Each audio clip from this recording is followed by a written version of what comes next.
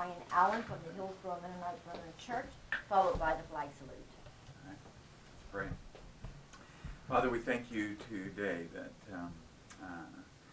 that as we engage in life, including this meeting today, that you are present and that you are here to guide and to direct, that you want relationship with us at the deepest level. And we praise you and we thank you for that. And Father, you have established leadership in our world. Your word talks about that in many different places, and that's what this gathering is about leadership, public leadership, and all authority has been established by you, and you call us to respect authority. And in your word, even to a young pastor named Timothy, the Apostle Paul encouraged him and even said, first of all, that he was to pray for all those in authority, and that they would have your leading and guidance and blessing and direction in their life, and that as that happened, the world that we live in would not only just be a better place, but it would be a better place for people to experience you. And so that's what I pray for today, and I pray that you would give each one here just your wisdom, and I pray for your blessing on their service and their families and just their individual lives. In Jesus' name, amen. Amen. I pledge allegiance to the flag of the United States of America and to the republic for which it stands, one nation, under God, indivisible, with liberty and justice for all. Thank you, sir. Thank you, guys. Have a great day. Okay. Administrative business. Okay, I have the minutes of November 26th and the minutes of November 30th. Okay, so the minutes of November 26th. Do I have a motion to accept them as written? I'll make a motion to accept the November 26th minutes as written. And I'll second that. All in favor say aye. Aye. Aye, motion carries. And now the minutes of November the 30th. I'll make a motion to accept the November 30th minutes as written. And I'll second that as well. All in favor say aye. Aye. Aye, motion carries. Okay. Just one page on both sides. Okay.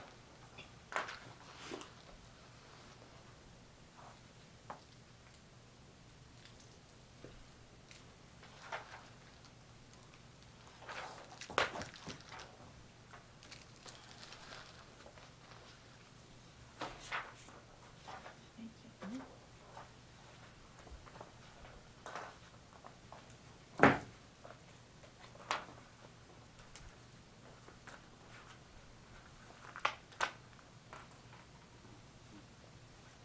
We have some change orders.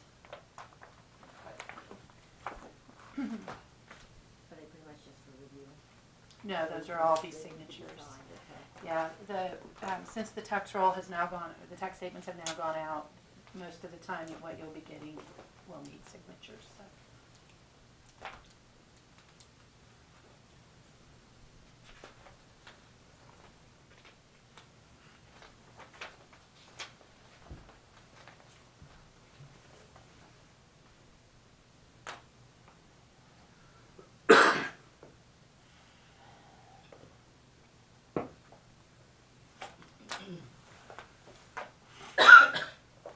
Okay, so I'm gonna give that to you like that, and then each one that I pass to you will just go on top of that, okay? Okay. So that we can just kind of keep it rolling here.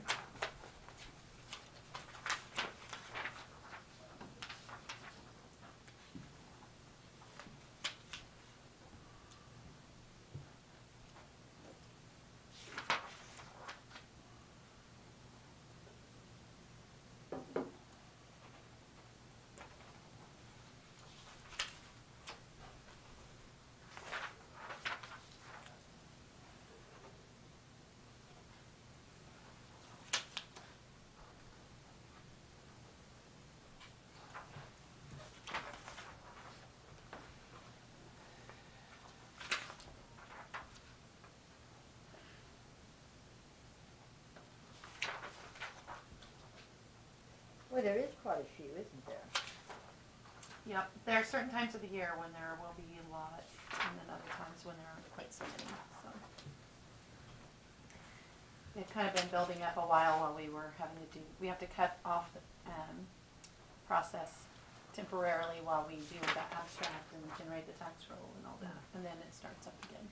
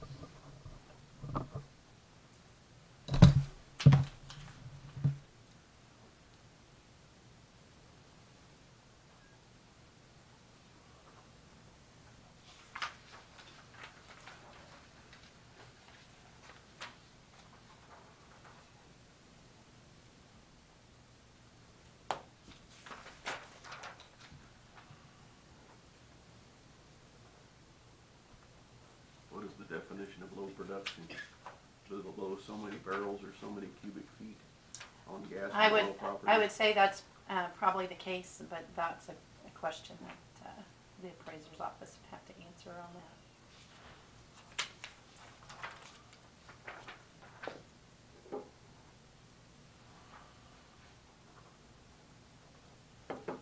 My guess is with low oil prices, you may see some more low production wells get stopped.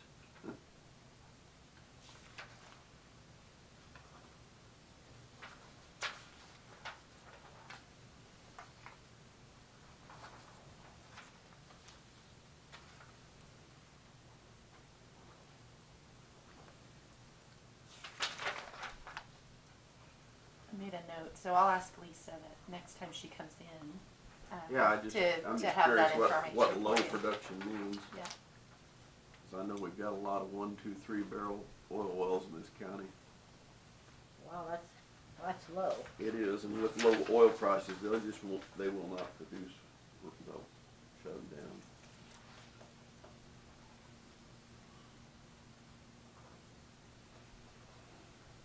You know, they would even keep them going at 1, 2, and 3. And you would think that would not be even worth your No, energy. it's a losing proposition.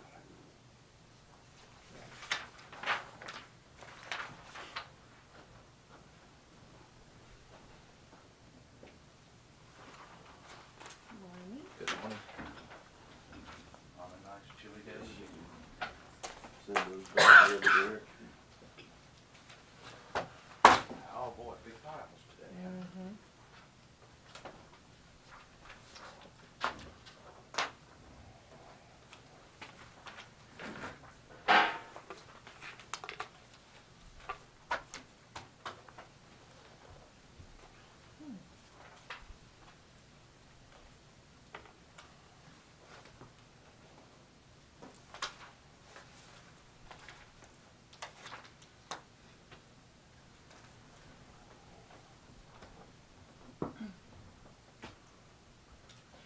I have early checks, and I handed you all a warrant register, and then once you've looked through, if you have any questions, let me know. I'll just have you sign my, a lot of times when we do early checks, you sign the individual vouchers, and since we had so many, we just did this like we usually do on payday, so you can just sign that.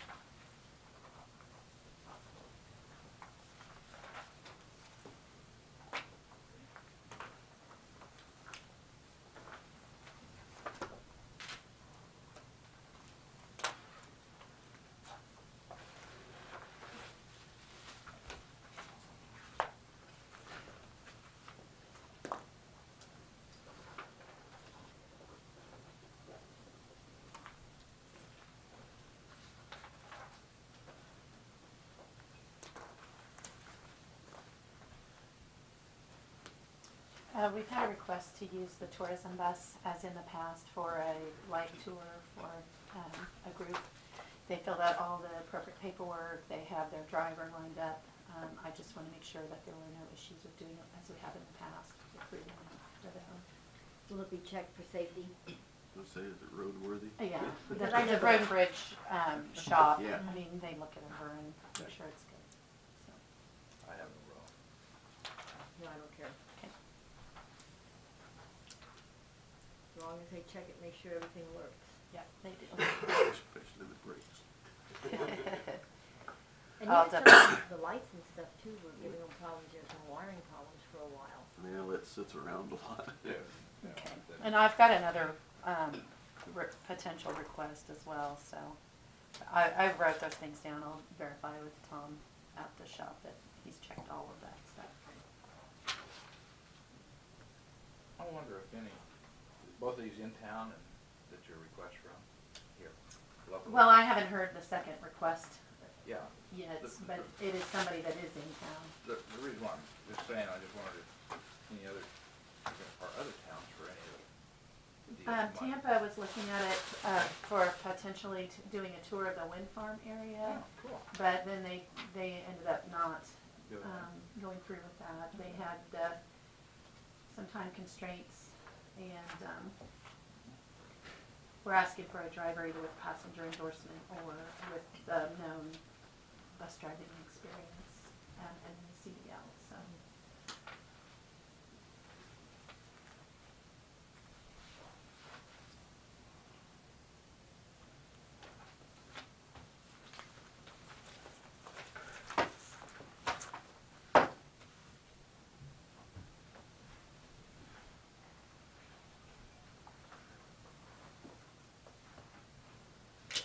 Yeah, yeah, just goes on. I just took that off at the top. Yes, sir. We're putting in the reservations for the employee Christmas party, so I just wanted to check with each of you, verify that you're gonna be here and how many, whether you're bringing a spouse or not. Did we respond? Uh, I watched y'all. Okay, I'm not sure. I won't be present. I will be. If not, put 2 for us. Okay.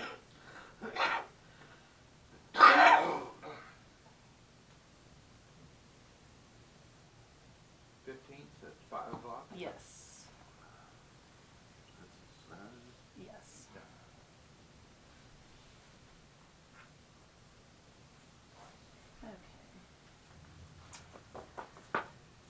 Okay.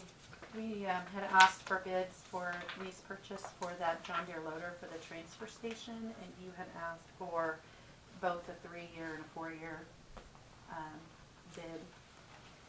And I don't have a summary sheet here, but I do have the actual bids. Do you want us to do a summary, or do you just want to read them out? Oh, right now, and You got read them, them might out. as well. Okay. Okay.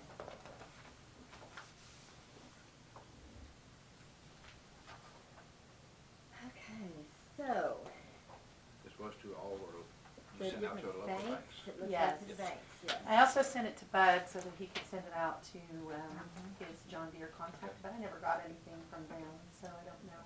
Okay, so this one will come from Cottonwood Valley Bank, and they are, bidding $115,993, 3-year annual payment at 3.42%, and a 4-year annual payment at 3.49%. There will be document fees of $300. Okay? Did you want to know the actual payment amounts? That's probably not. Did you want to know the payment amount? If you do the 3.42%, it's $43,338.65 for 3 years. And if you do the 3.49%, it is $32,572.75 for 4 years. Then we have Central National Bank. And they are showing schedule on the back, on the same amount of $115,993, 3 and 4 year term fixed.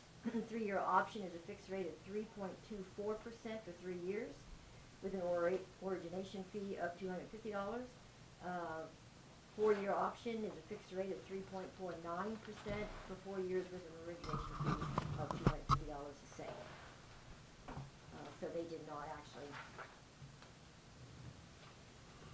yeah. They was a little lower than. Yeah, they were on the 3.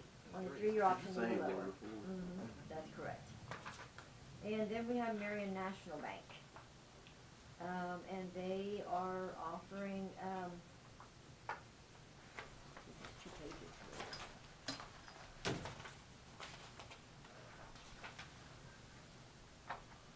Okay, so they are saying a 3-year lease with an annual payment of 3.22%, or a 4-year lease with an annual payment at 3.48%. Any loan origination fees that you can see? Not seeing any here so far.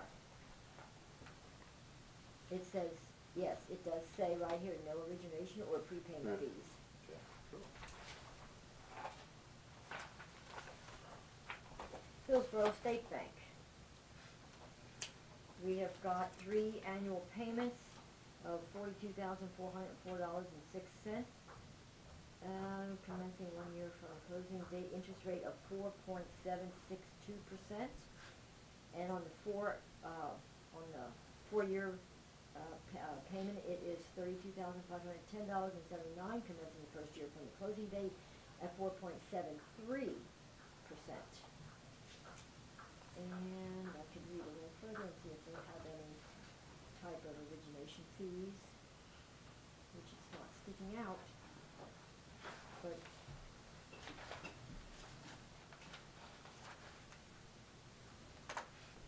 I don't see that they have anything in here, really.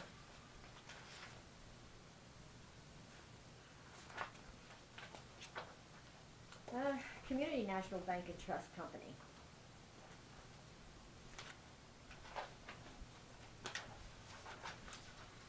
And what they have is a 3-year term interest rate of 4.0% and a 4-year term at 4.0%.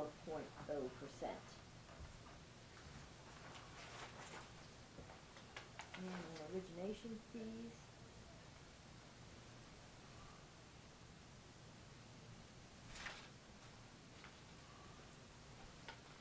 Again, it's not something that is sticking out. They're breaking down the payment and whether it be the 3 or the 4.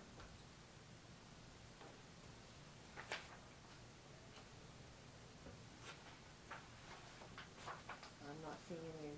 Should be right up there with the other terms. But I don't see anything there. Yeah, that's where it would be listed. So I'm going to assume at this point that that's a Cano. Okay, and finally then we have, I think that's it. That that's was what my, you sent to them? yes. Okay, so then that's all we have.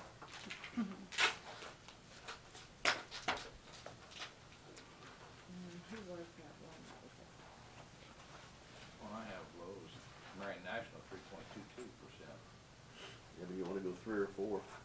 Well, that's, I'd like to look, I'd like to see the figures on those two, see what it was again. Yeah, Okay, that'd so be you want to see Marion that? Marion National, see what the 3-year payment was and the 4-year payment.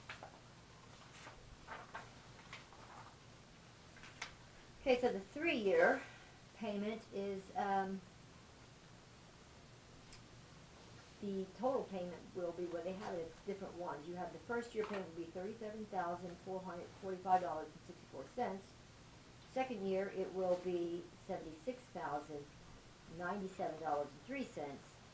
And the final year, it will be $115,993 even. I think that's, you're looking at That's the principal balance, amortization. that is amortization. The payment will be $41,180. The total that paid back, it should be listed on there too, your total financing cost. And that's what, yes, you're right there, the total interest that they're charging on this right here.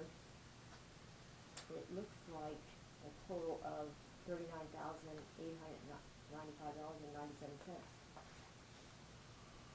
Okay, now 4-year. The 4-year payment will be $31,564.23. 31,564. Yes, Okay. and 23 cents. Yeah.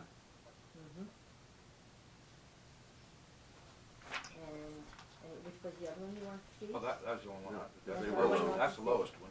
Okay. Simple National is the next one at 3.24. Mhm. What's your total interest on that 4-year deal for Marion National? Okay. This right here is the number of payments is 4. Total interest looks like $10,263.94.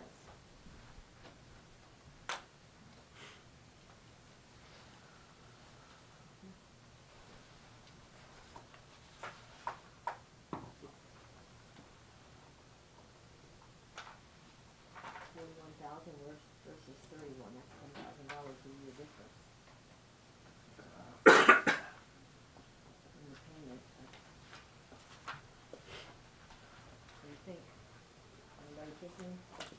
Well, I think we're in a rising rate environment, and looking at the cash flow, I'd make a motion to go with Marion National Bank for 3.48 for 4 years. I'll second.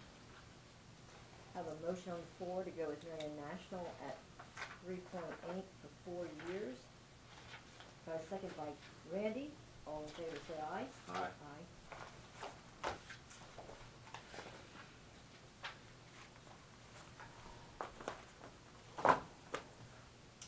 The other thing that I had for administrative was a decision on the audit in budget contracts. And so I did finish up pretty much, so I made a lot of phone calls. That's why I burned up my phone. I made a lot of phone calls to other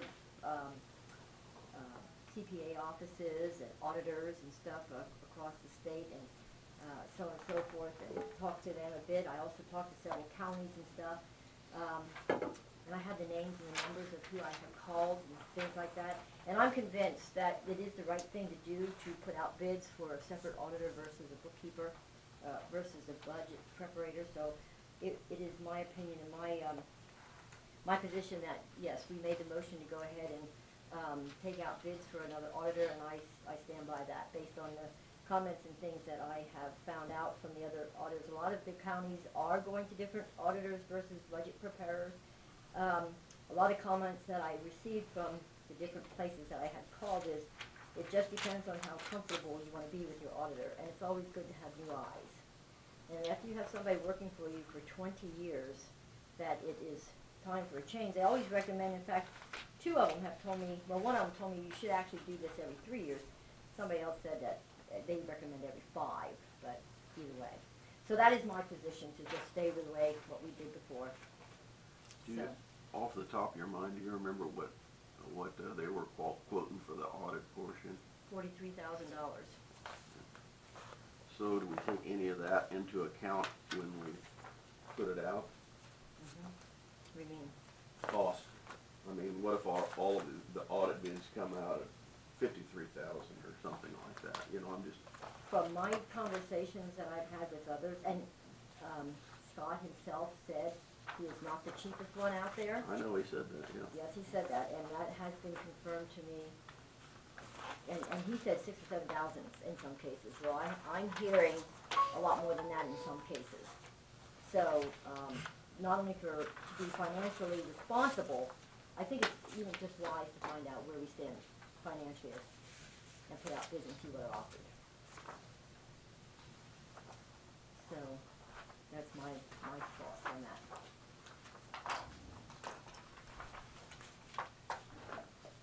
Just good business practice. I'd say we go ahead and put it out on bids and see what comes our way. That's what I was, now, we've already made a motion on this, so we really don't have to do that again, am I right, Tina? Right.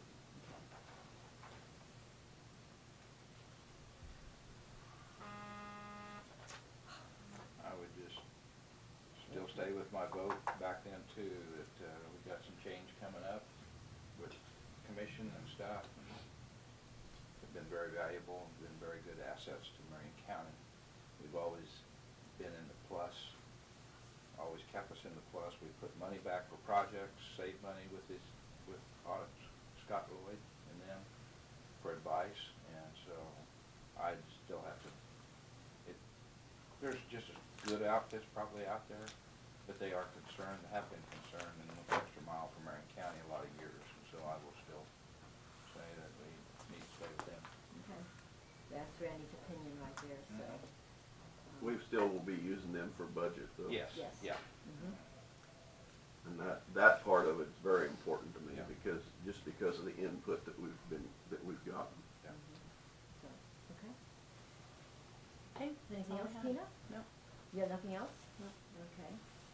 So, I will also say that, we did make an offer to, EMS director. Do we need to make a vote on that right now? He did accept the position? Yes, that is on my list too for today. I didn't know if you want to do that now or when the ambulance is on the agenda, but yes. Oh. I mean, if you have made an offer and the candidate has accepted, you need to take an action to actually hire the person. And you'll need to, of course, say who it is Mhm, mhm. and take action to hire the person. Okay, so then I'll go ahead and make a motion to hire Travis Parmley as EMS director for Marion County with a salary of $67,000 a year. Starting date effective January the 2nd, 2019. Do I have a second? Yes. Second from Randy. All in favor say aye. Aye. Aye.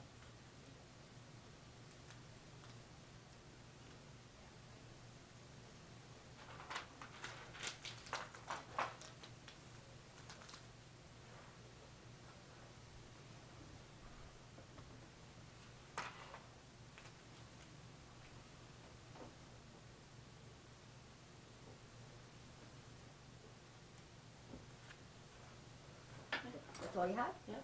Okay, so then, Dietrich, I see you're here. Go ahead.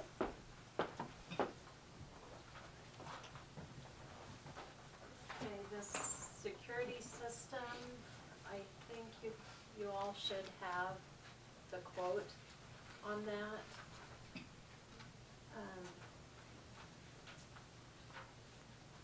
I talked to Jeremy, and they use this same system. He has had no problem with it. He's been happy with it. I would like to add another, like a remote alarm or panic button, so it can be taken from inside the clinic to our different offices. So that would be an additional $48 on the total of $1,135.57. Now, we do have to keep in mind that this price does include a 36-month agreement for a monitoring. We have to pay $31.99 a month for monitoring. $31.99? Yeah, And that's for 3 years. that is right, every month for 3 years. Unless we find another location for you or something. Then, we'll have to revisit that issue. That was my only holdback with going with this. I mean, yeah, it is cheaper, but I believe it's my understanding with the system the sheriff's office has, it could possibly be moved because we have our own. It goes through an 800 radio, and we would have our own system. Now that, I mean, if we're moved to another town, I don't know how that works. But with his, you don't have a monthly fee. So do we, take, With who you don't have monthly? with the sheriff's office, we don't. Okay. With this system, there is a monthly fee. Right, but that monthly fee totals up to the $1,135. No. No, it's- No. That's on additional. That's on top. If you look at the bids under the parts, under line number description, the total cost of the project is $1,135.57. Then I was wanting an additional panic button, so that would be $48 on top of that. Then the $31.99 is on top of that. For 3 Every years. month, and you sign a contract for 3 months. And And that adds up to, if you do that math, it is $1,152. So I guess what we'd have to do is see the contract, how to break that, what would the terms would be if you wanted to break it. So that would be in the contract. Right, and I did send you a copy of the contract. Oh, I didn't provide that for them, just, I gave them Okay. the dollars at this point. Oh, okay, so. this, and I can have the attorney look over it, this bid is good for 30 days. So if you want me to, have him look over it and see what that would Do you be. know Because your what the- total project cost is, even with the monitoring, is $2,336. 2,000, what is it? Well, 2336, if, speaking in round numbers, I mean, Yeah. if you take the monthly monitoring. And what was the sheriff's cost gonna be up there? It was, well, he said close to 8,000, but we have an 800 Right, radio right. that we could designate, so that would take off. Some 3,000 probably. Yeah, about Three or at least 4,000. 2,500. You know, that's roughly, but that was a couple of years ago for And my 800. question to you on this system here, what does it do when you hit the button? I mean, It, is it internal hospital or does it go directly to it goes to, the alarm company? yes, it goes to the alarm company, and then we have to designate who. Where you want after that? Yeah, yeah. We have a list that we'll have to. So we didn't have the option of putting the monitoring under the whole hospital thing and then paying the hospital a prorated amount? I think, Jeremy, we looked into that, and it wouldn't reach, because the way it's set Oh, up, okay. we had to have our own, panel and repeater. Looks like even though there may be some cost for the 3-year deal, it looks like it may be cheaper even with this system. Well, Yeah. yeah, Yeah, it would it's be cheaper. cheaper Yeah, Well, than even the way it is. 2,000, you know, and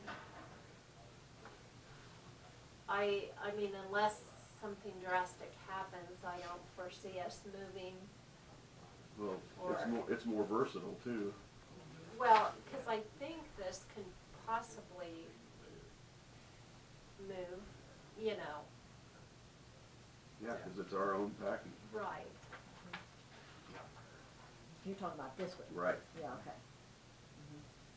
Now, I like this one better, the price is just no comparison to the sheriff's. Even Yeah. if you move. Which, like you said, I don't foresee that either, I just. I mean, in the real near future, but it would be, I mean, that could be the Christmas wish list or something here.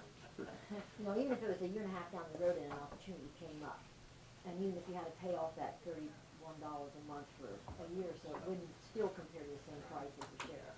Right. It'd still be worth, But like maybe she said, maybe it could even move with you. Yeah, Yeah, I those mean, two. parts of it could. I do like the remote. Now the sheriff's office, I'm not sure if they had a remote. You know, that you could, like, take in the office and, like, go from the office to our clinic, different rooms, so. that is neat. Yeah. Well, then So- everything, do you want the attorney to look at the contract? I think that's always wise, Okay, but I think that's always wise. and If you then, wanted- it- have to if look you at wanted to approve it, I mean, you could do that pending Contingent to the review. attorney's Yeah. opinion. Right. Yeah, that would be fine too. okay, then I will forward the I- contract. I'd make that motion to go with this, written security system for Deidre's office up there at a cost of $1,135.57 for the base fee, and then at the monthly fee of $31.99 a month. And do you want to Plus include the that motion extra? of Could we $48. do that $48. extra? And the extra $48, yes, for an extra alarm. So I have a motion on the floor. Tina's got that all written down. Do I have a second? Second. Second by Kent. All in favor, say aye. Aye. Aye. And I had talked to you about computers, so I'm just gonna give you this, and I did talk to Lloyd this morning. He's looking for a third bid. He's not having much luck. He said there is one at Best Buy, but we lose some of the specs. So he upstairs, and he couldn't come talk about it, but I would like to have him come when I present these so that he can give you the technical.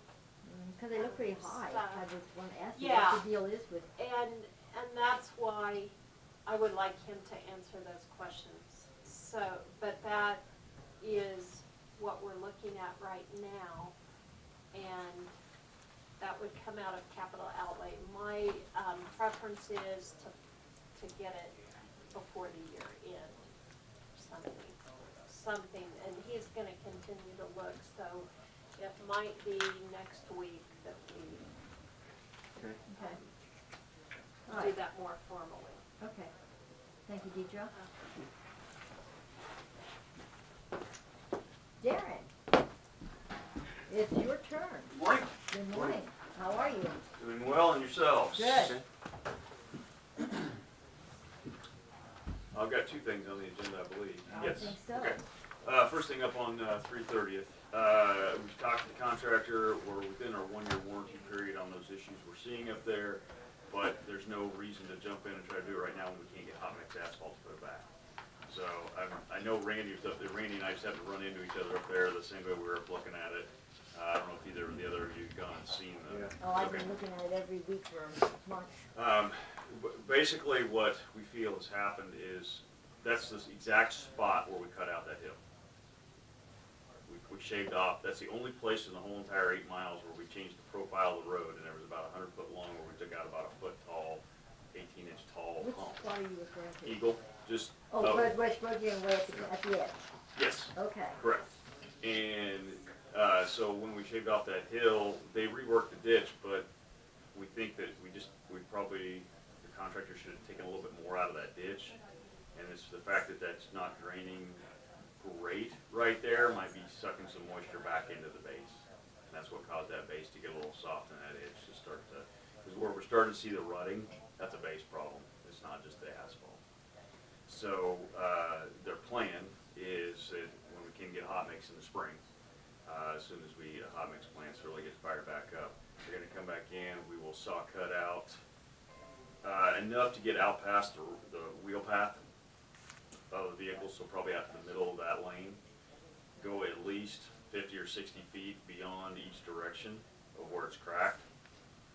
Take that asphalt off of there, pull any base out that looks bad, and instead of going back with a cement base, because it'd be tough to get a mixture in that small of an area, just go with a rock base.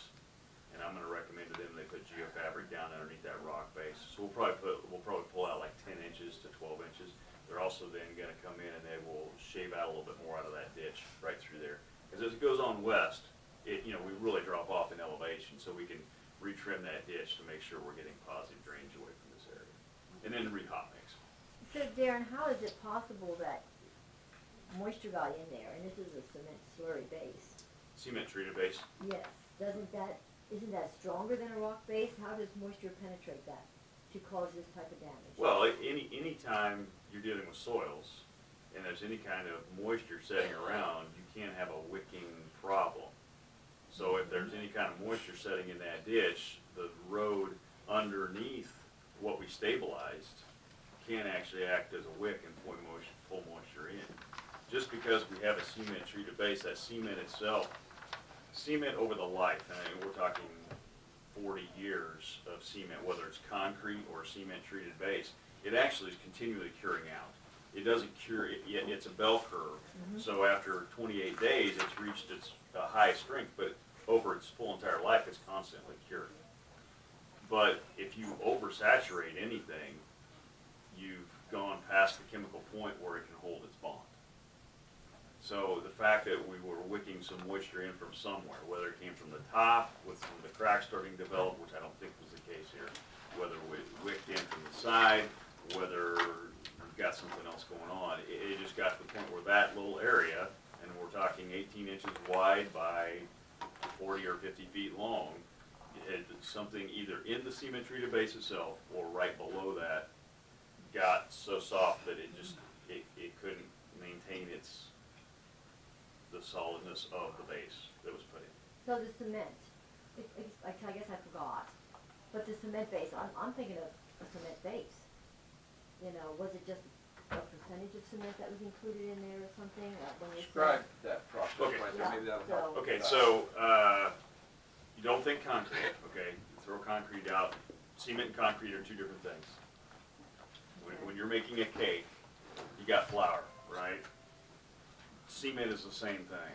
Cement is the part in anything that creates that chemical binder that makes everything else that's in with it strong. Right. Okay, so in concrete, you throw in some sand and the gravel, Mm-hmm. and you're putting in a lot of cement, Mm-hmm. okay? In comparison, when we do a road stabilization like this, we're using the cement treated process. You're putting in about, I think on that particular road, we put in like 4% cement by weight. So if the soil itself weighs 150, or that wouldn't be, about 120 pounds per cubic foot, 4% by weight, that's how much weight of cement we added in. As far as dust on top, cement powder. Bring in a big mixer, you mix it in, add some water so that it creates this chemical composition. So that soil itself, it's not meant to be as strong as concrete. It can't be, but it's close. You know, concrete's going to be up in the magnitude of 4,000 pounds per square inch. Soil, cement treated base soil is probably going to be in the realm of about 2,000 or 2,500. So it's not as strong, and you don't want it to be as strong, otherwise we'd be putting a full concrete road down there. If, you know, cost-wise, that's not what we're looking for. So that's the process. I mean, and so that's a cement treated base. We used to do a lot of other bases with other products too. We used to use fly ash, lime, a lot of other things. So cement's just one component you can use to harden or stabilize that base. So, can you have a rock base that's just as strong as a cement treated base? Yes. You have to play with what's underneath, because always the lowest level is going to be kind of your strongest thing, or you're going to impact everything above it. It can. So rock, you just might have to go a thicker base to get the same results as a cement treated. So what did you find then on the other cracks throughout the? Okay, so there was a second crack in the middle of the lane. It's west of Bison. There's a house with a kind of a white picket fence and tree rows. Okay, and it's kind of in the middle of the lane. Actually, when we went and looked at that crack last July range, it was actually about an 1/8 inch wide. We went back and looked at it in September, and it's actually closed. And still today, it's closed. So that crack is actually sealed up, and we couldn't even put sealer in it if we wanted to right now because there's not a groove there to seal. Okay. So then the next crack is at that driveway between the county line and Alamo, south side of the road. And there was a crack on the edge. And what we found with that one when we cored it is that there was 2 lifts of asphalt put on this project. And the first lift of asphalt for a small section right in there never hardened. It stayed just a little soft, so when the second lift was put on it hardened like it was supposed to. It push-shoved. When we cored that base in that location, the base is absolutely fine up in that location. That was actually a lower lift asphalt problem. And they're going to cut it out and replace it when they're here in the spring. And that section was only about 20 or 30 feet long. Now, there's another crack that's developed right in that driveway, out closer to center line. We'll explore that one more before they get here, because that happened since I cored. And we'll go in the spring when it's not frozen up there, we'll go take cores and find out if we have a base problem there or what's going on with that one. They will replace it at the same time. All of these issues have been turned in under the 1-year warranty. So. Does all these issues concern you? I mean, No, base we problems did and 8 miles. Yes. And we've got 40 feet here, 20 feet here, and they're 18 inches wide on those edges. No. If we were seeing this several hundred feet in every mile, it would be highly concerned. But the fact that we did 8 miles, that's, 40, I don't know how to do the math in my head real quick, I guess. That's 45, almost 50,000 lineal feet. And I think too, if I'm not mistaken, that, just like you described that one in front of that house with the white picket fence, it's very similar to that. There is maybe 4 or 5 other spots that have the same situation down the middle of the road.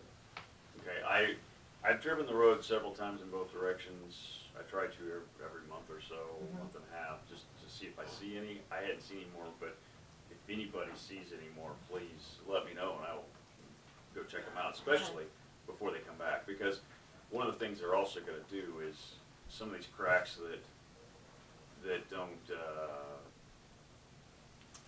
appear to be either opening up or widening, they will seal. They'll seal. If we give them a list of every place to seal. But in those small hairline cracks, I mean, asphalt's asphalt. It's going to crack over time, and you got to seal the cracks to keep moisture out of the base, no matter what the base is. So. I was just surprised because it wasn't very much time till they started cracking. I mean, I You know, understand that on old roads, but actually, asphalt can crack in the first year. I mean, it's a matter of thermal properties. Usually, is a lot of. okay. Asphalt is the one thing that's surprising to me that I haven't seen out there at all is typically asphalt will crack across the road, and we have none of those. So it has maintained its pliability in length, which is usually where you start seeing cracks. I mean, you drive most KDOT highways, there's about every couple hundred feet there's or 100 feet, or sometimes there's a transverse crack. Yeah, we're getting a Because lot of 330th in Tampa, a lot of them across there, but I didn't see any of those. That's thermal properties. And as the asphalt ages and it loses its pliability because of oxidation, takes help, the oil just eventually works out of it, wears out of it over time. That's when you start getting those cracks. So we maintain, the pliability of the asphalt is good. Just where we're seeing those cracks, yes, we're watching them, monitoring to make sure we don't have something going on underneath. So with it being under warranty, then any type of repair will be no cost to the county? At this point, right. I mean, everything we've identified up to the point they come back this time, yes, is under the 1-year warranty. Because we are just, I forgot to look up the date, and I apologize for I know that. it was close. But We are right now, it was last year, right here around the 1st of December when we finished that last And year. it's still 45, 50 degrees. Exactly, well, it was. In fact, the last day we paved, it was almost 60. Yeah. So, Darren, I didn't get to see, only one spot is all I got to see when the cement stabilization was actually put in. With old fly ash, I mean, when you seen the disc and everything working it in and mixing it and stuff years ago, it was white. I mean, really completely, you just looked like you had all fly ash or material in it. What did this look like? Most of the project is when they was mixing their 8 or 10 inches, did it turn whitey cement looking, or? no, not really. A lot of it has to do with the base material you're working into. You know, the color of the base material is obviously going to play an impact, but you know, the key thing that as we were going through there, like, and Terracon was there, you know, every step of the way doing the tests, and so we have hundreds of test results on that 8-mile stretch. But the key thing is always the moisture. You know, you don't want to get it over moisture when you're going through, and you don't want to get it under moisture. And so the whole mixing process, compared to what you just mentioned, it's the way we used to do it a little bit. You know, it uses a Bomag. So it's a giant rototiller that is monitoring that water. I mean, they have a gauge on it that they put in the water and can control that water ratio. Trying to answer Diane's question, in my mind, Diane, I think what I first thought of when I heard this too, that it'd be a little more harder and stable, but then I realized what I've seen back in that fly ash and stuff like that, that mixes actual dirt in there with it and stuff like that, so this wet ditch, and that's the day we went over the ditch and just poked our shovel straight down, it was wet in the ditch to the south side there, right there on that, and I'm just thinking that I could see where it could be a wick and pull this moisture from that over there. I mean, I'm not saying that's what it is, I'm just saying that it could. Yeah, all the water for this project came out of one of the farm ponds on that that I was stretch. gonna say, there was a lot of water hauled. Yeah, and it was hauled, in fact, it was just on past, if I remember right, I'm gonna make sure I get my roads right. I think it was just on, of this location, about another quarter-mile to the west, Farm Pond was on the north side. I think it was that direction from Eagle, is that right? Mhm. It's just west of Eagle. Okay, right.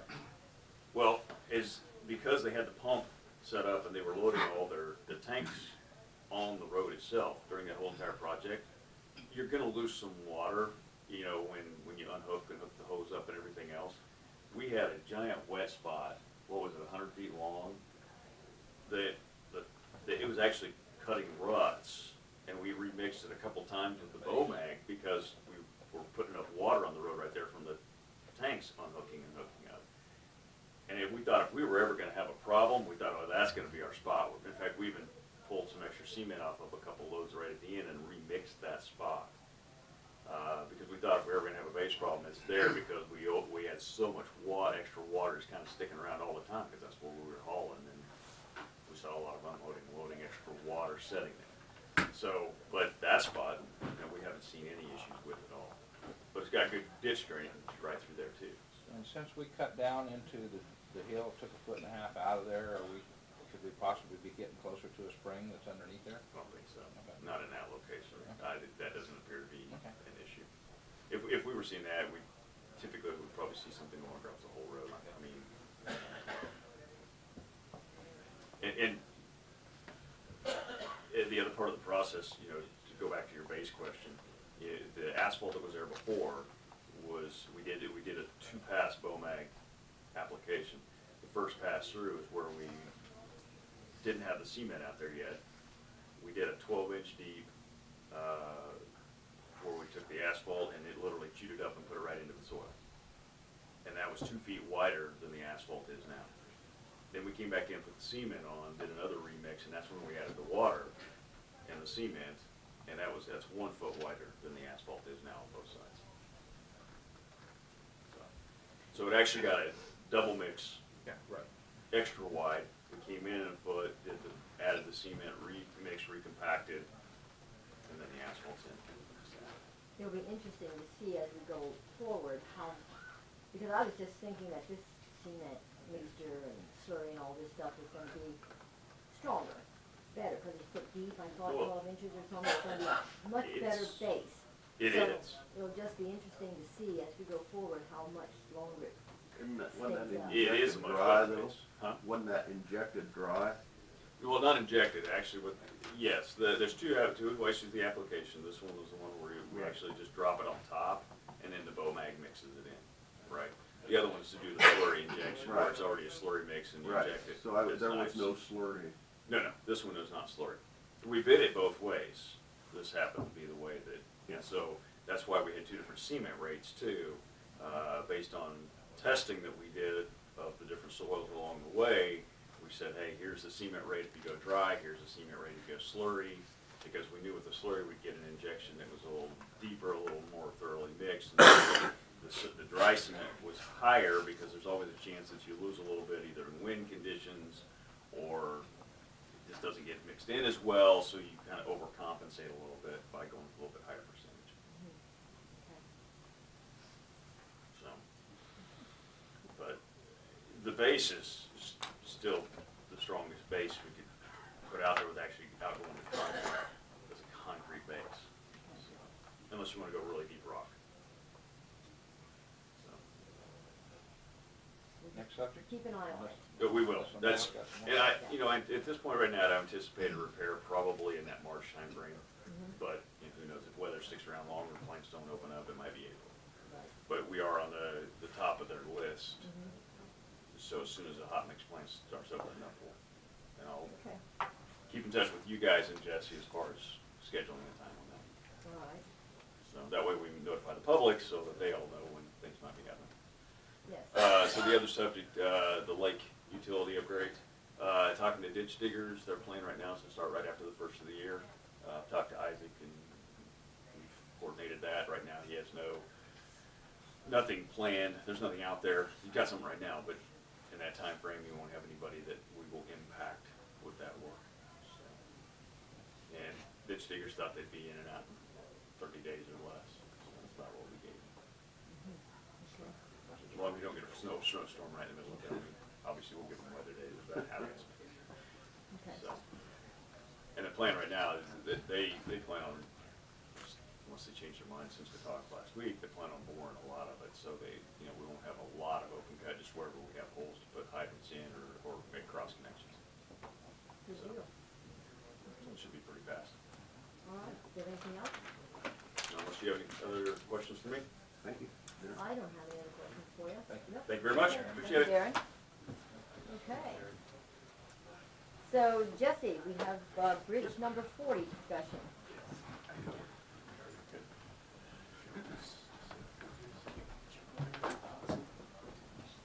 Be careful. I know. It's coordinated.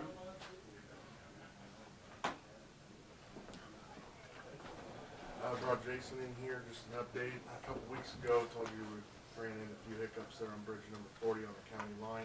I did invite Dickinson County. They were unable to make it.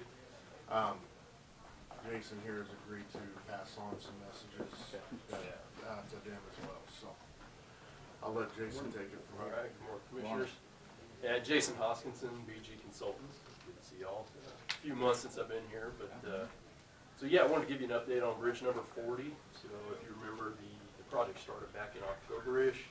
Things were progressing really fast, really well, and the contractor tore out the old bridge, got the grading in there, and then they started drilling some test holes and things like that for the foundation and the piles. And lo and behold, they found shallow rock on one side of the creek, which was not anticipated based on the preliminary investigations that were done. So went round and round. It required some changes, not necessarily to the design. The design stays essentially the same, but when they encounter rock like that with the piles, they have to do some pre-drilling and drill through that rock, which is not cheap. It's a costly endeavor. So worked through a number of different scenarios with the contractor and with KDOT, and the result is it's going to add a change order of about $85,000 to the project to drill through those costs, or to drill through the rock, excuse me,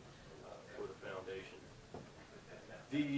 So kind of some round numbers here. The original bid from King Construction was about $330,000 ballpark. The $85,000 would put it about $415,000 construction cost, and then there'll be probably about another $5,000 or so in inspection costs.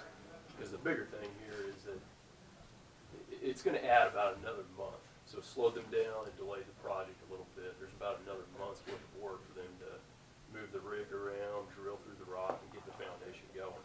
Originally, they were hoping to be done with all the substructure, all the underground stuff, and be coming up, working on the deck here by the time the holidays roll around.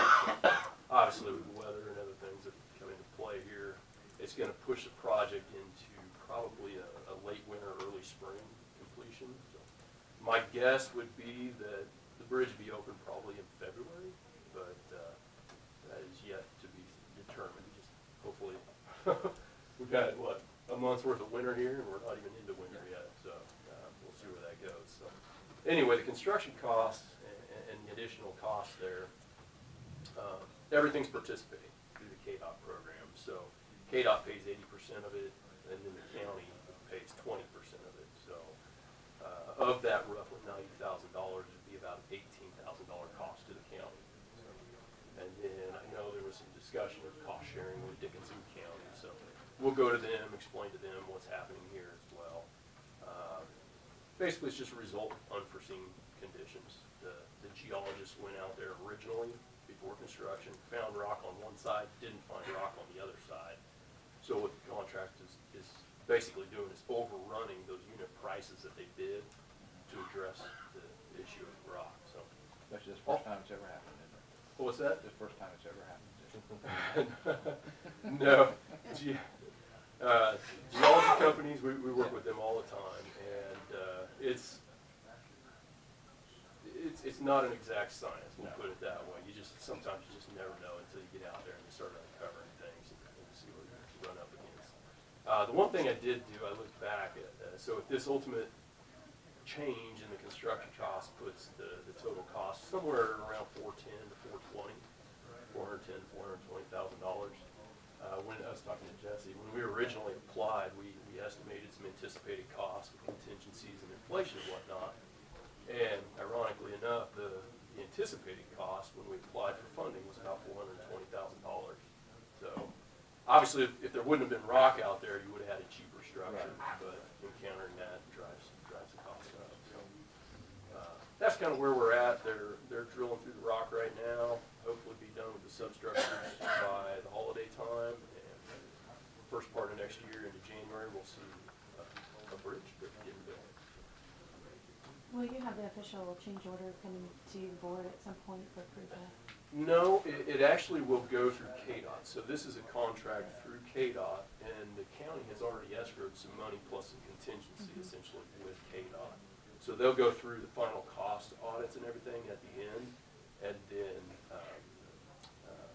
if the amount escrowed to KDOT didn't cover all the total costs, the county'd have to pitch in a little bit more at the end there.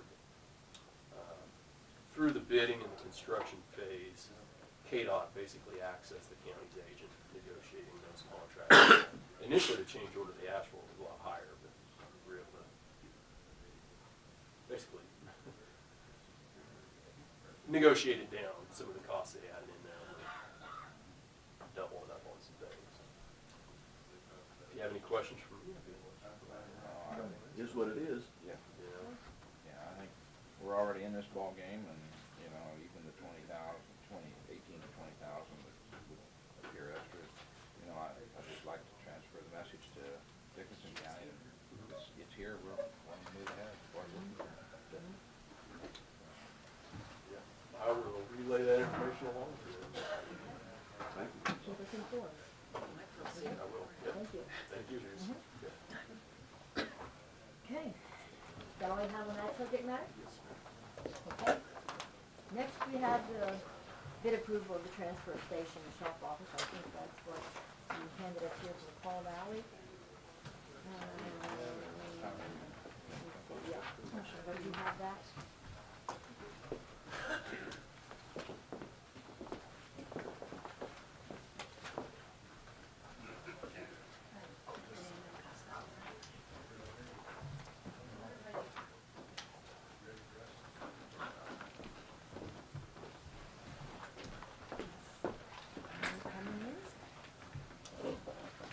Good morning, Bud. Morning.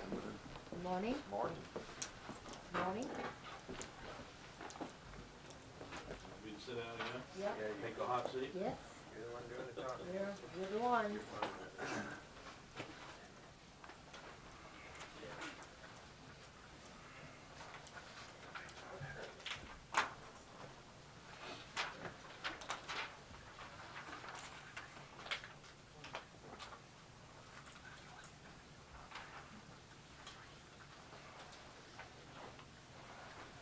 People maybe have seen these, and maybe you have not.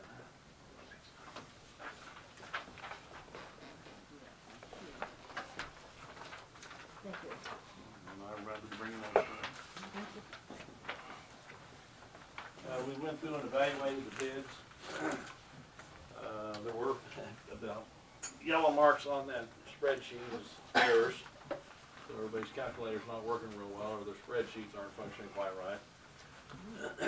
We did get everything worked through. I checked several of the project references on the low bidder of Nelson Fowles. Talked to Mr. Briggs. They've done several projects for him, as well as Barrington Elementary School. Had a few issues on the concrete floor drain on some of Mr. Briggs' stuff, but he thought it was more architectural problem than the contractor. And Barrington Elementary School gave him very good praise. They were very attentive. They kept him in the loop. Come back and did some work that wasn't their fault when they received the door was the wrong color. So very happy with them. So our recommendation is go ahead and award this contract to Nelson Fowles for the $297,002.15. And I would be glad to answer any questions you have. Okay, I went through the bids here, and I don't see, we're supposed to have heat in the floor. Is that the type heat that we're supposed to have? see the electric hot water heater cost a bit, but I don't see nothing for putting in the concrete or anything like that, unless the engineer's bid was, he was at $18,000 for the foundation floor and slab, where I think the bid come in, everybody come in at 30-some thousand for concrete. Right. Twice what you had estimated. I'll have to go back and look, I did not bring the plans with me, and I kinda got into this project a little late, so I need to go back and evaluate that. Are you talking about this on the second page, Randy? Yeah, second page here, the concrete foundation floor slab. Yeah, okay. I was just trying to look at the cost of it's a great heat, I'm not gonna argue that point. Do you recall, Randy? I don't know. I wasn't in on that part of this building, so I'm not sure what the plans show for heat. I was just trying to question why we overrun that 18,000 your estimate so much. Yes, I was questioning that as well. Yeah. The mobilization, that doesn't surprise me, everybody likes to top load that. Right. And I will tell the commission, and I talked to Bud already, because I had some calls and some concerned citizens of what we was doing with this, and what their concern was we have trailers that we work on and have in house, and we're building a shop building that don't have room for trailers. Bud's answer to me was that he had discussed that with some employees, and that they felt that they didn't need it. So this is the wrong time to be bringing this up. We should probably talk about some of this stuff before we turn the bids loose and things like that. I'm not gonna discuss, but that's something it was a concern, and I'd like the commission to know, that's, some people are watching what we do, and just a concern. Like I said, it's probably too late to do that. The time we pay engineering costs to come back, a longer building might have been a little cheaper building to build. And then in heat wise, as far as that, we are putting the Cadillac system in that's a lot higher price in my books, whether, maybe you can tell me different. I'm not the mechanical engineer. Yeah, if somebody could tell me that, but then a tube heater, most people have a lot of tube heaters in bigger buildings today. So that's just some things that's come up since we put the bids out. And just making everybody aware of them.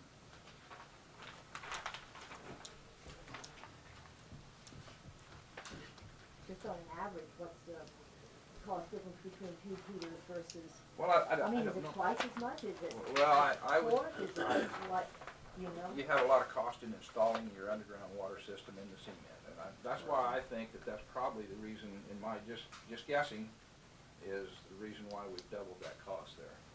Just in that one line item? In that one line item, yeah. The installation's very labor intensive on putting it in the concrete before the concrete's placed. Yeah. And so for that extra cost, is that form of heat superior, or is it better in the long run, or what do you get for that extra cost? For that extra form of heat? I was told in the meeting when we were discussing this that it's once it's in, it's more economical because your heat's down and heat always rises. You don't have to try to get it to go down. So, Okay. yeah, I had questioned that myself, the best type of heat to put in there. And it's going to be So you're saying it's a little more cost up front, but over the long term that it might right. be more Because cost efficient? it's not gonna have to work near as hard, and I've been in buildings where that's been put in. I even helped put it in one when I worked in the prior business I was at. And that shop, you go in there and 20 below zero, and you can stand in short sleeve shirts and work. Even after they open the door and bring another piece of equipment in and shut the doors, within 5-10 minutes, the heat's back. But that's what I was told. It was, once it's in, it's more economical. Okay. to You run. And concur with that? It's very nice if you're a mechanic and working on the floor. It's very nice. I mean, the heat's right there with you. Concrete does generate cold, and that's just part for force. But I don't know about. I I hope that we didn't put this building for people to be working there every day. That's just supposed to be for every once in a while. Yeah. It's not for everyday use. If I might have a little different feeling if it was for everyday use and had a mechanic laying on the floor there. That would be probably a different aspect of it. But I was just trying to, I don't know the price of what we're getting charged for the underground system, or under the cement system. So that's, I can't compare it. Tube heaters they're pretty nice. When you open and shut doors, it doesn't take that long to heat a backup heater, but it is a radiant heat that works down on it. Okay. You know, that's, I don't know, maybe it's 10,000, I don't know if it's $10,000 difference or not, couldn't tell you. Not without seeing what it cost us, total. I was looking for the line item that said radiant floor heat, X amount of dollars, and I didn't find that. The only place I found was that, so. Double on the So if you hear any concerns, that was from concerns from citizens that looked at the plans and things like that. Okay. Then I was called. Otherwise, Otherwise, we're still at Nelson Tower being the low bid Yes. on the overall project. Okay. You have any questions? Well, my issue is, this came in 40-some thousand more than the engineer's estimates. Okay, this is just the first phase. We're gonna, if things start coming in like this, we're gonna be way over what we estimated. And my thought is, we're in a time of year nothing's gonna get done. I'd make a motion to refuse bids and have them rebid.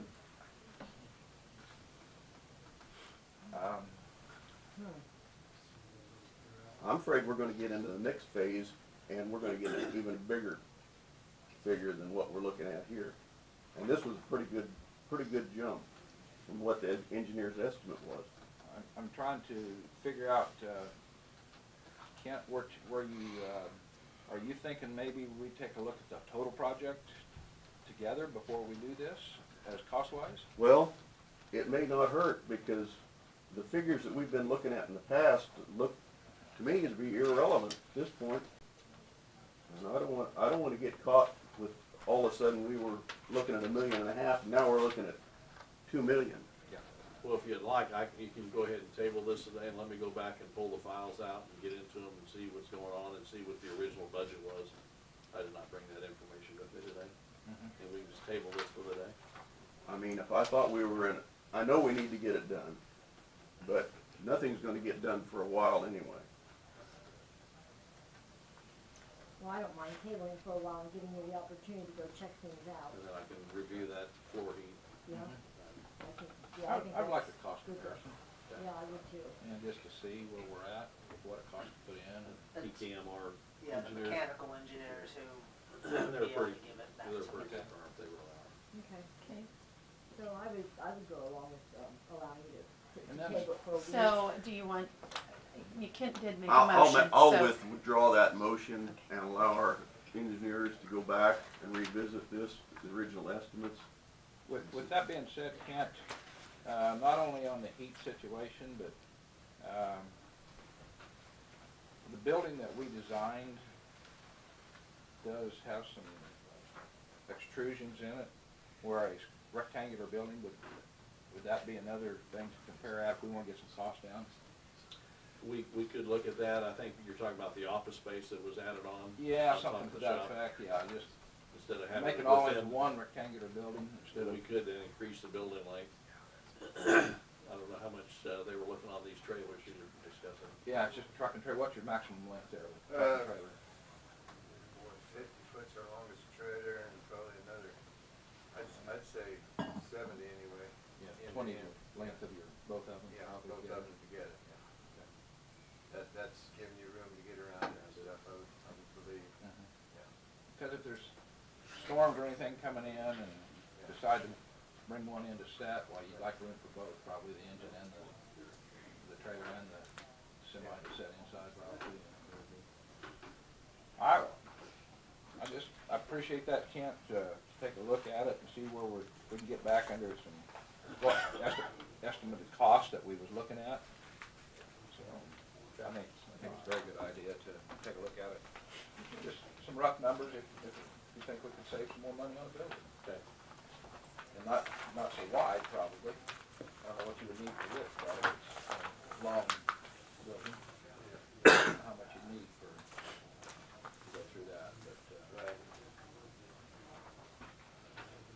We can do that. We'll Yeah. see you again then, what, next week, about, next week? Yeah, I think we can be back next Monday, Okay, same time. that'll be great, Thank you. okay, thank you. appreciate your work too. Yes. Well, I apologize for Yeah, that's getting all into the project late. Well, that's all right. That's understandable. Yeah. That's fine, All right, thank you. thank you for everything. Do you guys need me for anything else? I don't need you for anything unless you're That's looking good. for us. Won't be the same time necessarily. You don't have anything for us? No, I'm Okay. good. Well, that's Whatever, good. yeah, whatever. I'll be in touch. Work in and I go. Okay, that sounds great. All right. Thank you. Yes, thank you. Okay. So next on the agenda, There's some chairs out there now. okay, In so the next hall. on the agenda is Road and Bridge, Jesse Ham with the road report. I'd like to switch Bob with EMS with Jesse, because he only has 15 minutes allotted here. And I think Bob can be in and out quicker. So, okay, yeah, because Bob can be in and out, and I think Jesse needs to need a little more than 15 minutes. So, Bob, you wanna come on up here and, take your hot seat?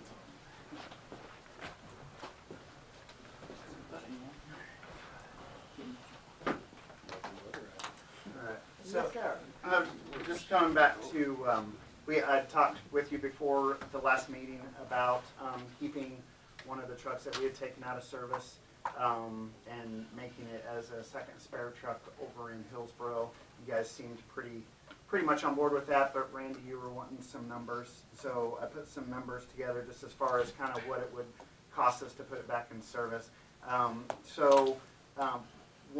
The big ticket items as far as putting it back in service are a stretcher, because basically when we got these new trucks, a lot of the stuff we just cabbaged off of the ones we took out of service. So, but given the use that we're going to do, I'm going to look at putting just a manual stretcher in it. Right now we have the power cots and that on the other trucks, but for a spare truck that's used, just as a replacement, we can always switch a power cot over to it if we need to. And then if it's first response, just for those few times, a manual cot would be all right. I can get a used Striker manual cot from a supplier for $3,500. And then the mobile radios were planned to be taken out of that and put into the new trucks. So I would need the cost of a mobile radio was $1,320. All these estimates I got are the high end of what they said it would cost, and that's with the install. That's the radio and having TDS install it for us into the truck. Ambulance license is $40. That's per year? Yes, and then inspection, I'm assuming that we would have to get it re-inspected by the State Board of EMS, and that's $185 for that fee. And then I talked to Arlie's real quick about a lettering change. They have the letter of the number of the ambulance on them, and when we replaced, we made the new one, and changed them around, but kept the same numbers. So it currently says 6 on it, but that's Tampa's truck. So I need to change it and make it 7 basically, and then 7. Arlie's will do that. The high end would be $100 depending on how much labor, but he said probably between 50 and 100 for that. So we're looking at a total of $5,145 as an estimate to get it back. I didn't really include cost of supplies on the truck because that we have enough supplies on hand. I think that we can stock it, and we would have those supplies anyway if they're used from one truck. If it wasn't that truck using them, another truck would use them, on a call or whatever. So it didn't really seem to me that it's a huge extra expense to use our on-hand supplies to supply the truck. So I didn't really include a cost number because it would be kind of hard to figure that out. And as far as like a lot of, we carry on the paramedic trucks, we carry all our meds in our bag. And so I think I can put kind of a minimal amount of medications for emergency calls for like a BLS level on it. And then if we use it as a spare during a mechanical problem with one of the ALS trucks, we can just take our bag with us. So that's kind of my plan there too, not to use a lot of extra medications and stuff like that. The 3,500 and the 1,320, that looks to me like a first time, one-time deal. Right, yeah, Okay. stretcher's Yeah. done, and then, yeah, it's not gonna be a continuing cost on Right. that. Right. And then outside of that, you're just looking at whatever kind of regular maintenance, which, you know, it's not gonna be moved around a lot, so I would say, you know, your quarterly, oil changes kind of thing is what you're looking at, cost maintenance wise. You don't happen to know off the top of your head, and I've seen it when the old insurance company used to come in, I don't know what it costs now, but, what it is to insure an ambulance a year. That's the only other major cost that I can think I of. wanna say, crud, I've seen those numbers. And I don't know if there's a different, I'm just saying, off the top of my head, Jamie told me, because we have those sitting out back there, and her thing is like, why are we paying, Yeah, and sure. she mentioned like $500 or $600 That's what I was a wondering. year for them to Yeah. sit out back there, but, I wonder if they aren't insured anyway. right, yeah, like right now, the insurance is already in place, so it won't be, but if we had sold them, then that would have been a cost that came down. Yeah. But they are both currently still insured, yes, according to Jamie, and I want to say it was $500, $600 a year, which seems kind of cheap Well, to me, on that our- maybe we On have our a deal. K-Camp insurance, they do it different. I mean, when we have the EMC insurance, every time you added or subtracted a vehicle, you pay the difference in the premium or you receive Oh, the okay. difference. It's not like that with K-Camp. Right. And that's, so I can't really answer that, Okay. that cost. Well- They kind of look at it, everything overall, and they assign a premium to us. And when we signed up last year, I think we had signed up for a rate guarantee, I think, for. Well, and if the What rates you're are doing connected that. with Yeah. age, these are, the one that I'm gonna keep, I believe, is like, early 2000s or 99, somewhere around in that, so it's, I mean, age-wise, I mean, it has low miles, cause, Okay. it hasn't been around a lot, but, That's probably what I needed to know. so, anyway, I guess I just kinda wanted to present those numbers to you, and then get kind of a final approval to start moving forward with that. Yeah, what do you? Okay. Well, I think it's a good idea. I mean, we've got the equipment there, let's use it. So I'll make a motion to go ahead with the outfitting of that ambulance for $5,145, is that? Yeah, and that, like I said, that's just estimating, and I tried, everybody I talked to about these TBS and all that, I was like, okay, what's my high end? So, this is, should be the high end, unless I missed something somewhere. If there's a massive amount of difference that I run into, I'll come back to you guys. No major work on the unit that you want to keep. I don't believe so. Okay. It was the Tampa vehicle. Tampa kind of takes pride in how they took care of their truck. So, I mean, I haven't driven it lately, but I think unless, you know, just sitting out there, it maybe needs a oil change or something that's been sitting for a while. But outside of that, you know, I believe it ran fairly well. So we have a motion on the floor to accept, putting this other truck into service Mhm. for spare. Motion by Kent, I'll second the motion, all in favor say aye. Aye. Okay. And then the only other thing, and I know you guys have a busy agenda, I kind of needed an executive session to discuss an employee matter. If you wanted me to come back towards the end of the day, that's fine. Whatever works best with your schedule. Before we do that, I do have a question. The ambulance repair that we need on the ambulance is the one that's now up in Tampa, remember? Oh, Did we ever find out, was the an body insurance claim, yes, was an insurance claim ever made on that, or, cause now I know the pieces are falling off that were loose on there. So where do we stand on that? I do not know, but I can look into that today. But I Okay. don't, I would say probably not. I Okay. don't believe it was, but I can look into it today. Okay, that'd be fine. Then just kind of keep in touch on that. Okay. Okay. Having come back after works for, Um, he wants that executive session. So you'll be available if we wanna have you I'm come on, back? I'm on duty today. So I'm you'll be here at the until office. 6 a.m. tomorrow morning. Alright, so yeah, we'll call you when we're done with the next item and then. Okay, you just call me on the phone. Yeah, we'll call Okay. you. Okay, And then all right. we'll I mean, keep unless it- I get a call or something, but outside of that, I should be available. So. That'll be fine. All right, Okay, no problem. thank you. Is Mr. Jans gonna be here today?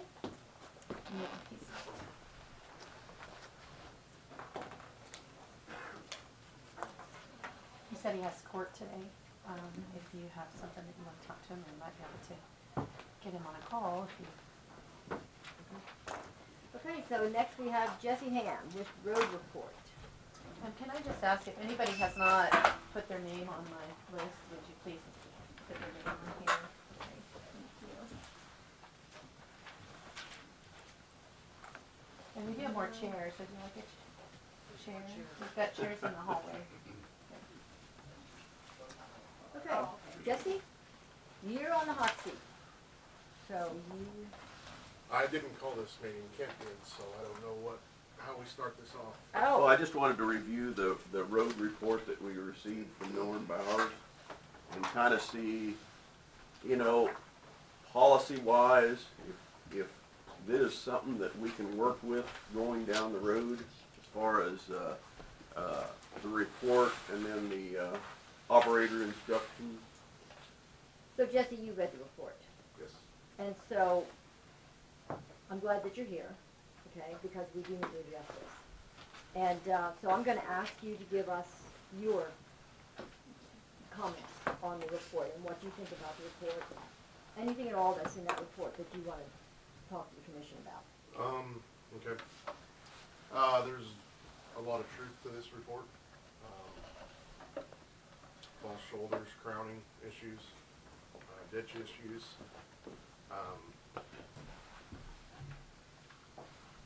Not using the proper amount of tonnage per mile for rock. And also, I kind of see where he's going, learning some things on the type of rock, of what we should be trying to use. That's some things that we can try to learn off of on this report. He talks about in this some of the equipment that he feels we should need to make some of this secondary ditch or false shoulders, maybe having a priority to have some of this equipment to make it quicker and easier, to be able to get a proper crown with it. And that was meaning a shoulder machine, not a, what do they call that? Like a one-way. One-way. Fairfield, One-way. the one way. And you can get different mount setups either to a grader or to a back of the tractor. Also talks about more mowers. One thing that was, and we've talked about this before, one thing that really stood out to me was most counties, he said in here, the blade men have under 100 miles of maintenance of responsibility. We're standing about 130 per blade man. And he kind of made that a point in here that he feels that needs to change a little bit, maybe to help us keep up or try to get going in the right direction some other way. But those are budget issues, and you know, we've talked about it. I don't think you guys are all opposed to it. It's just trying to implement it and get it put in. As far as more mowers, that involves more tractors. You know, I think the mowers, 2 mowers that we did bids on, they came in reasonably for prices, but if we wanted more, then we definitely have to have more tractors. So tractors ain't cheap either. I'm sure the farmers could tell us that. So, but there's a lot of things we're aware of here. A lot of things, manpower and money, I think is what it's coming down to on a lot of this. I wish we could find ways to do things quicker, get more tackled. But maybe with some of these tools like the one-way, I think we need just, he says one of them, but I think if we had more than just one, and I'd like to see how the ones attach onto the graders, since we got 12 graders, instead of having all these tractors, you know, see what the attachments are like for the one-ways for graders. They do have them attachments, so that's, kind of in our meeting talking with him, he also kind of told us how to address when we do it, how to go about it, to where we don't have to do full rebuilds on everything. You know, we can, when we do plant it, we just got to have the rock trucks right behind it, because there's going to be dirt on the road and stuff like that. We can't just leave it. So Jesse, you're telling us that manpower and money is what you think is the cause of the majority of this. Some of it, yeah. And I'm gonna disagree with you on that.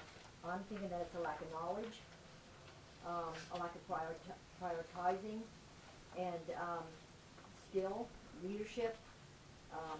Because as I read this report, quite frankly, I don't see any attaboys. And it really covers everything.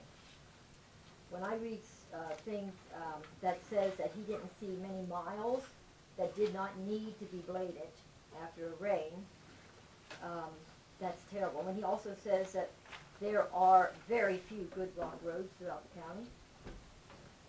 My problem is when you say lack of manpower and money is I don't understand why you try, as he puts it in here, put out fires. We've discussed this many, many times. And we've always come to the same conclusion. If you do one road right, 1 mile right, people would be more forgiving. But instead we're doing 10 miles or so wrong, and so therefore we're wasting money galore. And when you get to the situation with the rock, personally, I don't think we should buy one more rock from Harsherman. I mean, it's very clear in here, and we discussed this extensively this spring. I went through all the trouble to go to different quarries and things like that. We've proven that the rock quality from Harsherman's is just not there. Ham has been more, Woodbine has been more. They're willing to work with us. I beg your pardon, but you're not an engineer, sir, and you don't have the results from the KDOT that I do. I see it. Well, your eyes are misleading you because the rock is crumbling on our roads. That's what happened to the Woodbine Road. Okay, and so when did you put it on there? You put it on in the summer, and as soon as you put it on, you bladed it, which he tells you not to do that. So if you're not utilizing the rock properly, then you're going to get that. It turns to dust. I mean, I read this report multiple times. It's black and white. Not only did I read this report, it's black and white. You got a lot of people right here that see it as well, and lots more people that didn't come that see it. Because this is where our complaints are coming from. We don't have the knowledge or the experience in doing these roads right. I'll grant you, you need more men, you need more people. But you also need to hire more quality people. And then the training. The training is another thing I'm going to address. We spend a lot of money on training with Foley Cat. And LTAP. The ones that I see are Foley Cat. But okay, and I did LTAP. it one time with Foley and I've done LTAP. I mean, they're the ones putting out those classes for these grader men. But so they're either not learning or they're not being taught right. Something's not. Because you can't go to class after class after class and not learn anything and still be doing the same thing. I mean, how is that possible? If I went to class and I didn't learn anything, but I go back to the same class and didn't learn anything, one thing that struck me in here also is that when he was talking about the roads, how he perceives if we continue down this same path, we're going to complete destruction of our roads. And that's obvious. Everybody sees that. Our roads are horrible. They're the worst. And when you talk about the rock, Mr. Smith, when he says that it is the softest rock in the state of Kansas, and we just bought $77,000 worth of rock this last month from the softest rock in Kansas. His suggestion for the Harsherman rock is to be put in potholes and mud roads only. I mean, I just don't understand because I'm not a road grader, I'm not a supervisor on roads or anything like that, but I took my time to study the quality of rocks from the different quarries in the spring. And I brought that data here, we had long discussion. You did buy some from them, I got that. And I'm not advocating for Ham right here, I'm advocating for another company. But I took my time to research it, you're the supervisor. I would have expected you to do the same thing. I did research, and we have found good rock. And we're buying it from Harsherman. No, yeah, Coffee County, out of Waverly. The gray rock. People are loving it right now. We don't have a lot of it. There's only been, Yarrow and West Lehigh. We dumped a few loads west of Lehigh, but Yarrow is one road that people are loving it. Well, And they just can't supply enough of that?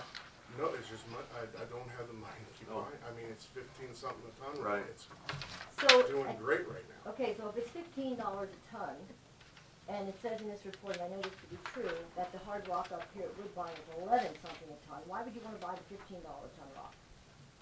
Woodbine did not last as long. Okay, so I guess you missed my point. By reading the report, the way the rock is to be put on the road, and secondly, he says that we're putting on about 300 tons per mile, Correct. and he recommends going up to at least 500. 500, because he's saying what we're doing by just putting a little bit of rock on the roads that we're doing, we're serving no purpose at all. And it does, it just absolutely crumbles. So if we bought good quality rock and bladed it in when the roads are moist, and builded them up, and so before you put on the rock, as he details in here, you don't think that would be a better road? I'm just, any rock that's even more, I'm running out of rock money. I mean, Well, okay, I got that, that's why I'm saying, why would you even wanna buy $15 when you can buy better rock for $11? Cause that was $20 a ton by the time we got it down to Marion County. And so what is it when you bring it from Florence up here to, Tampa, or what, Lost Springs? What there's gonna be adding, Uh, but we get, Yeah, pretty much the same, huh, or even a no, little more? I don't know. Probably more, yeah. You got the same miles, whether you start up here and go south, or you start down here and go north, you got the same miles. Trucking is expensive, we know that. So I'm talking quality of rock. Why would you spend $15, or why would you want to spend 15 something when you could buy it for 11? I was with you up here and I'm just using Woodbine as an example because that's the one I went to. And that's the one he refers to. And that's the one that most of the counties all around us use, except I understand Bayer Construction over Manhattan is another one that has very good rock, so I'm told, I don't know. But since I went there, so that's why I'm using Woodbine, because I went there. And they've got piles of rock of every category that you would want. And they offer free rock all the time. I don't know that Harsherman's ever given us a free load. But I know Woodbine gave us many, and I know that Woodbine has been contacting you and trying to give you some more free rock, or try this other one from here or there, and nothing, crickets, you don't. taking some free loads from them, yes. When? It was a while back this Yes, summer. it was this spring, but what I said is just recently. No, they haven't contacted me recently. When That I was say one recently, within the last 2 or 3 2 months, to yes. 3 months, I Yes. missed that day, yes. Yes, they have, okay. So, okay. Do you have anything on that, Randy? Well, first of all, Norm did a lot of comparison back to when he was here. And there's 30, 40 years ago? 50, almost In the 50, 70s. almost 50, 73 to 45. 76. Yeah. Mhm. Mm-hmm. And we've had supervisors, the one before Jesse, that put the blades down and pushed it out on the shoulders. And that's, we couldn't convince them of any other way. Flatten the roads out, no crown, push it out on the shoulders, let it go even up against the farmers' fences. That was the policy that we had in the man sitting in Jesse's job to do. That's very poor. You read it all right here, we all want crowns. That's what we shoot for. But we all have this issue too. I think there's a picture of it here where the ditches are higher than a lot of or the shoulders are a lot higher than the ditches. You know, and where you cut this, make this cut, this is the one I was talking about. Yeah. Where they make the cut, that's a standard problem that we have with the water never getting to the ditch when we do have a ditch. So, but the other thing that I'd like to ask Jesse about is all of our graders have slope meters on them now. Yeah, they do have. What is our pass when we? And he talks about worn out blades. Well, I think if you run a blade very much, I think James, you can probably tell me that how soon a blade wears out. I don't know what it takes to go down our roads. It all depends on how hard I mean, the traffic, where that traffic rut is, that's where it'll wear the center of your blade out. That's why you got the 1 inch. And that's why you need to, and he's getting the guys to start rotating the blades. Okay. Which is a lot of extra work, but it should pay off eventually. Okay. We should get rid of that. How often do you change the scatter boards on the blades? Change the blades, the bottom blades on there, We have, It all depends on how they get wore out, but on average? we have changed our policy to every week, to rotating every week, once every week. So when we're getting out of a lot of guys are looking at today and tomorrow's results. I'm looking at 6 months to a year. If you keep rotating every week, we're gonna get more life out of our blades, and we're gonna have a lot better roads as far as the shape of the roads. It used to be whatever, well, it just depends on how hard you're blading, depending on how often you change blades, but right now, policy is to rotate them each week. When he was talking about the blade wear and stuff like that, I mean, I've looked at every grader in this county when somebody's using it, and that's the first wear. So that's where it first wears out, because you're sitting out here trying to pull it to the middle, and that's where your cut edge is, and that's where it usually starts wearing on. So I mean, that's just a sign that we're, now if you've changed that policy and doing that, I think that's probably a good thing for us. So, but then what is our goal for our operators? I mean, everyone has a goal, surely, and the goal should be to bring to the middle and leave it there. Is that pretty well standard with our people? Well, I mean, like, he left instructions on, you know, and I have instructions as well. I mean, yeah, our goals are a certain percentage of crown. I want the false shoulders gone.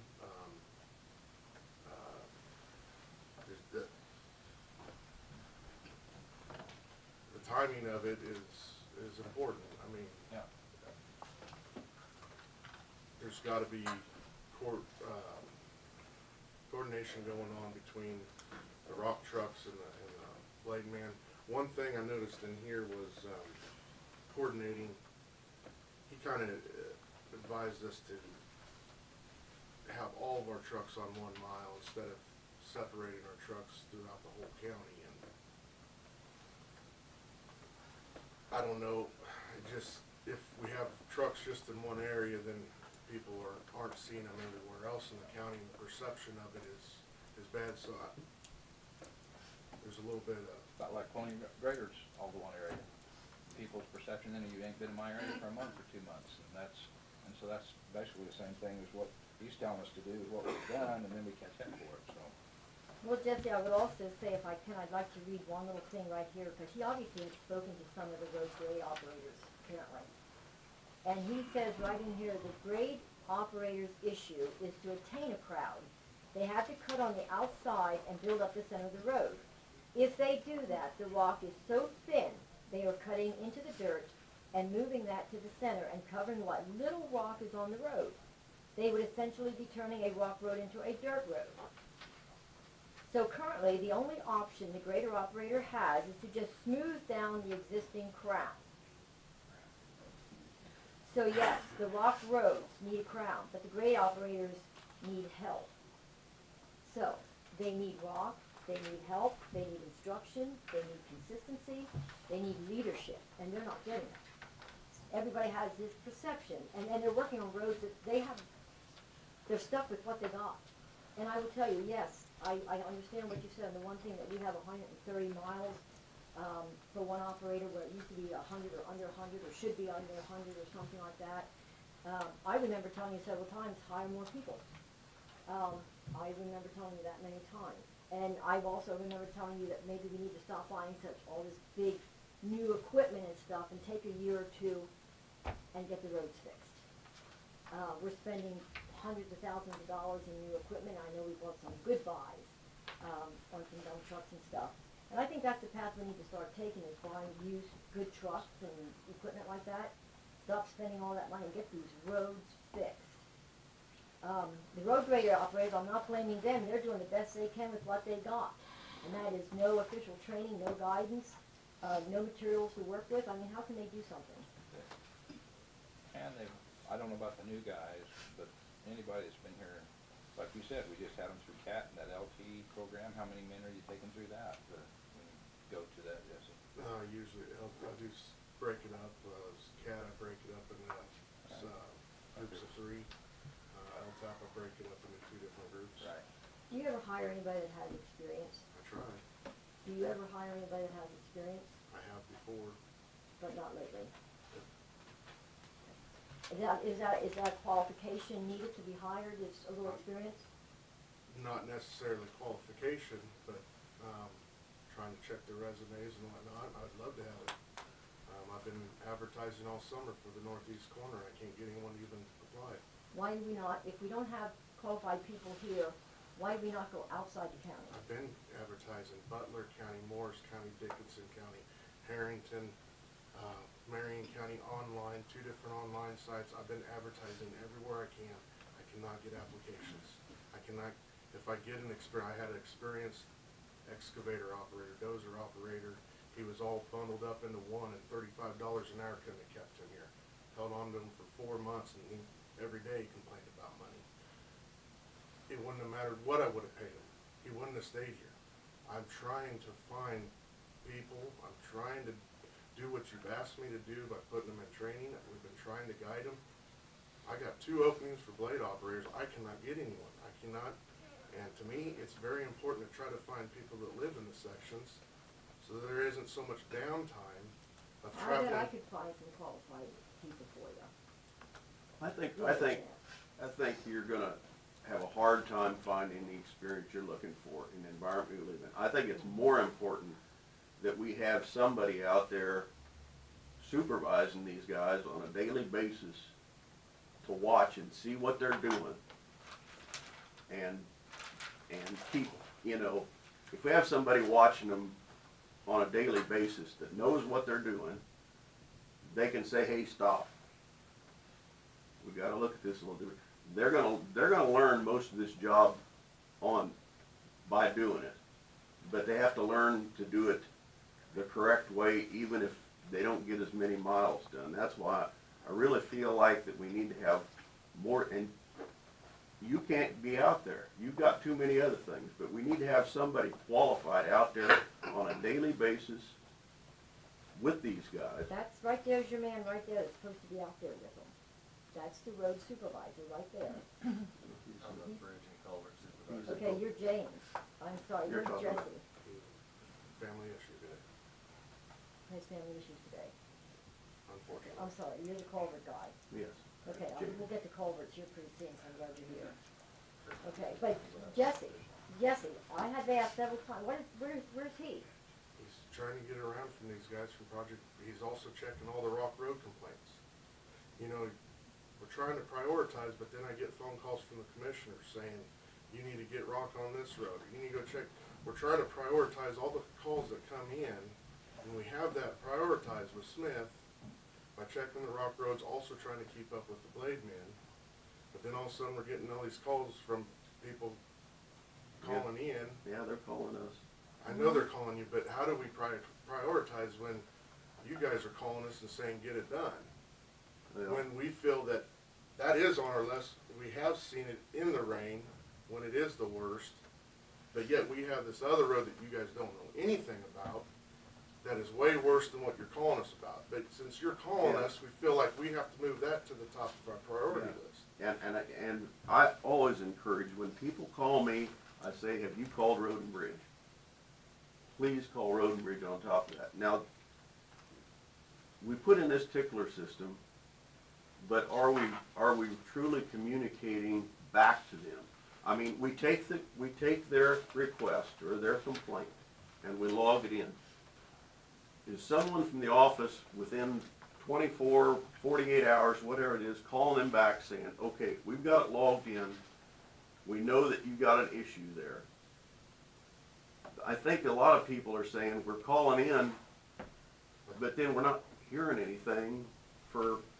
And that's a work in progress. We are trying to start that. But I mean, I think the secretary needs to understand, just because she's logging it in, I'm not blaming anybody, but if she's logging it in, okay, put a tickler by the tickler and say, I'm gonna call them back tomorrow, whatever, even if I just leave a message and say, okay, we've got you logged in.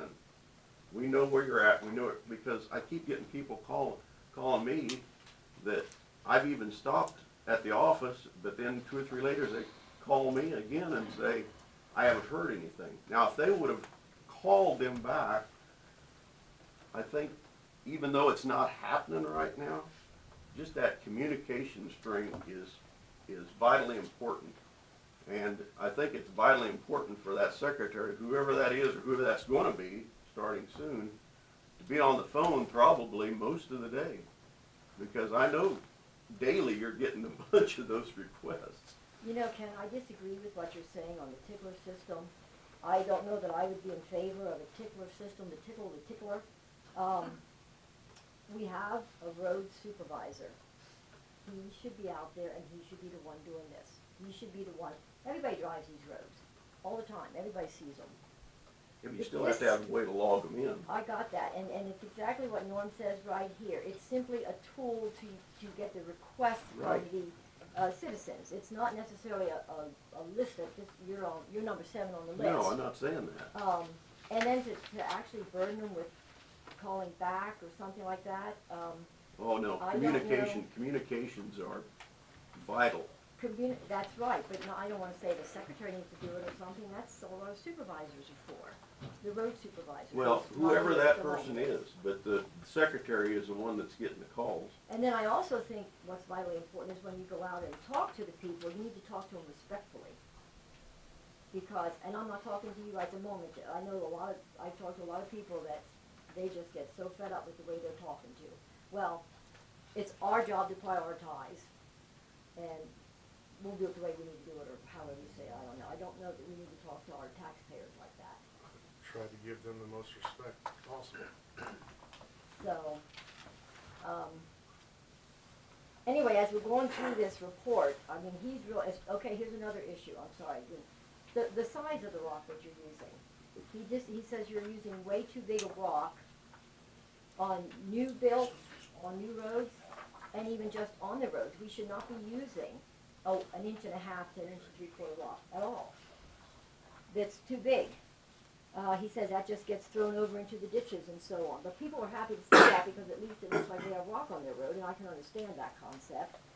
And this is where he talks about the difference between Ham and Harshaman, and even Burkamp. And I wish Burkamp would get their rock tested from KDOT, although it's probably going to be even softer yet. But so I'm not suggesting use them at all. I'm just saying if it's not quality rock, then I don't think we should even be using it at all. It says right here that Ham has a quarry north of Woodbine, which is 17 miles north of the county line, and the Woodbine quarry mines the Crestwell member, which is harder rock than from Florence. It says the Woodbine 1.25 inch AB3 is suitable for rocking roads and as a rock base. It does tell you that it's $11.50 a ton compared to the Florence rock at $8. Well, if you're saving $3.50, it's actually costing us probably $16 more because we have to rock it so frequently.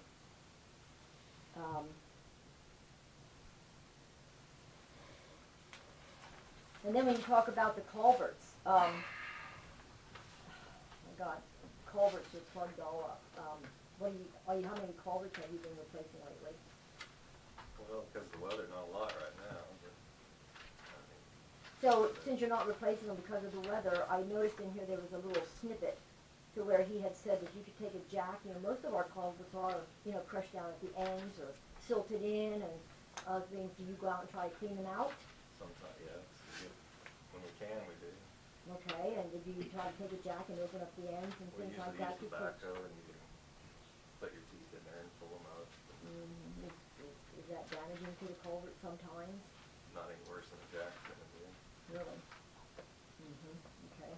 So you said you do it sometimes when you have a chance, right? When we're in the area with the backhoe and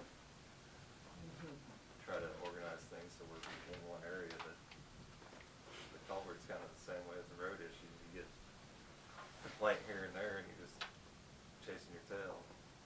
Well, no, in the past, years ago, the maintainer operators kept them open, but it appears that they do not have time to do that. There's some of them. So, I mean, when they get a do we chance. have enough employees that don't have to be on a machine, that we can send a couple guys out just to clean one? If it has to be shovel work. Did any of your guys actually do shovel work? Yeah. They do. I don't know do you guys not? Yeah, I mean, I I didn't know if you had a couple They of don't spare do it every guys day, that, no, I mean- you know, were working, you know, guys that maybe are working toward a CDL or something that we could send out on those. So I wanted to ask this question too, speaking of CDL. Personally, I think that should be a requirement for anybody that's hired on road and bridge. Roughly how many people would you say have CDLs? Everyone but 5. Everyone but 5, and they're working on About getting 5. them. Something like that. There's 2 or 3 blade men that do not have them. They're close to retirement. I'm not making them get their CDL. Anyone else, yes, they have to have their CDL. There's a new hire that, he has his Class B, but I'm putting him through to get his Class A, so, but yes, I'm putting everyone through it if they do not have it.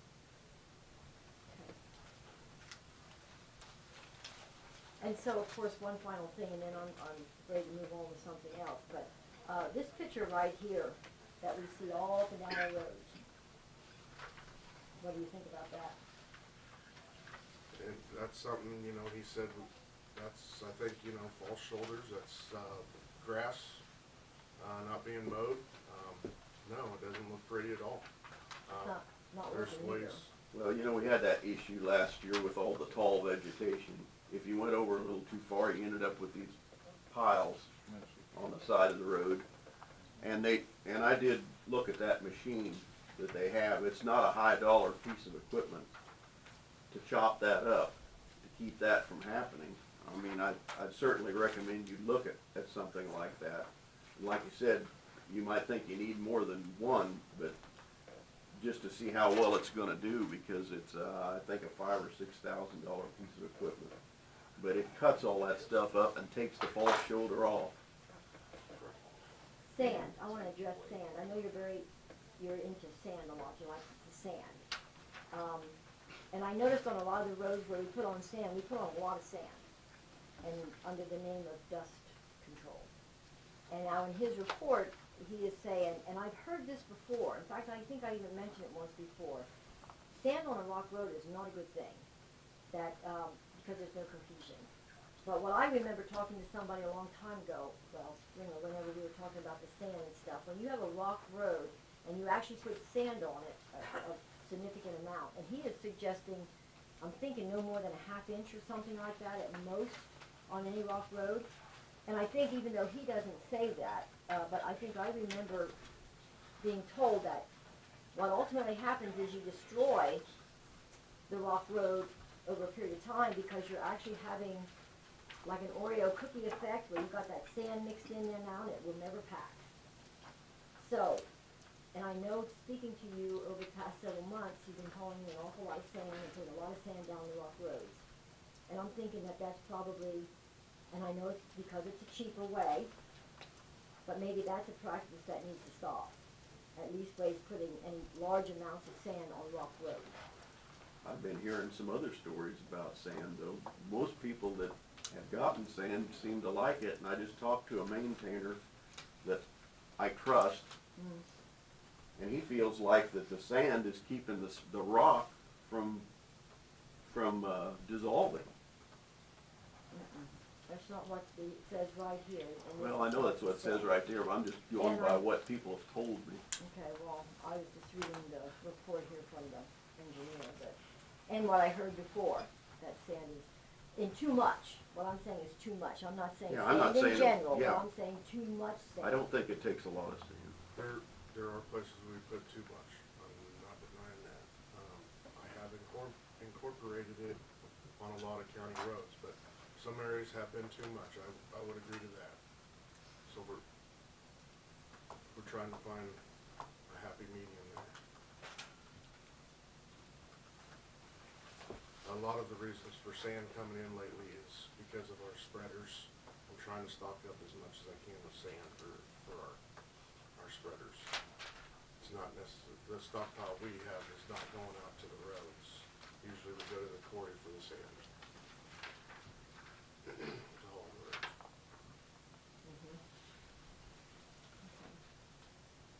So, I just was at a meeting Saturday morning that 75% wanted sand, 25% didn't want sand. That was in the Gossel area. And, they was 75% want it, 25% didn't want it. Some of them said it causes too many washboards, and then the others said, well, It does. it creates, it dries out, and they can dry the roads a lot quicker than they can on after the rock, so. I don't know how the group would feel here if we asked that same question, but. Is there any experience out in the audience? Anybody on sand? Yeah, I have. I don't like it.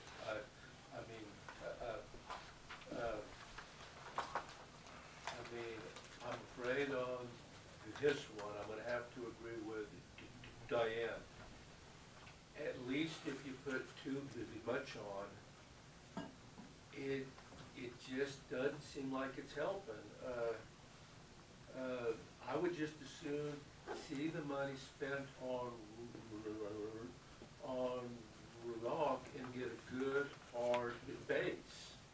You gotta have a base where you put sand on.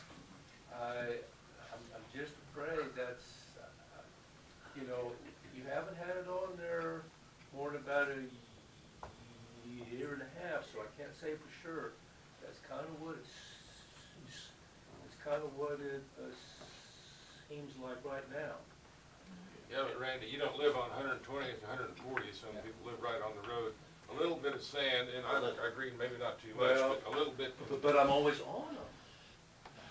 It appears that a lot of the, when you get, the problem with the gravel or the rock is, the limestone, is it turns into that white slimy mess. And if you get the right balance of sand on there, it cleans that road up real fast, and the public is gonna be a lot happier with it. Yeah, thin. It seems like the complaint is that when it's dry, that dust is just blowing like crazy, and then when you get rain on it, then you got a white slimy mess. Yeah, forgot that much. And that dust, if I'm not mistaken, is the inferior rock that we're using that is breaking into powder. That's what that dust is. I don't have the knowledge to say. That's what it says in here. Yeah, it is, obviously, it's the crushed rock that's making it dusty. Yeah. I know a few guys have complained about motorcycles on that sand crushed on top of the rock. I'm surprised you haven't had an accident or something like that. Yeah. Motorcycles don't work too good on sand, it's just one of those. Just have to slow down a little bit. Yeah. I go across Larry's all the time. Yeah, but Slow down, yeah. I know Roberts Road was way too big. So Randy, did you have anything you want to add?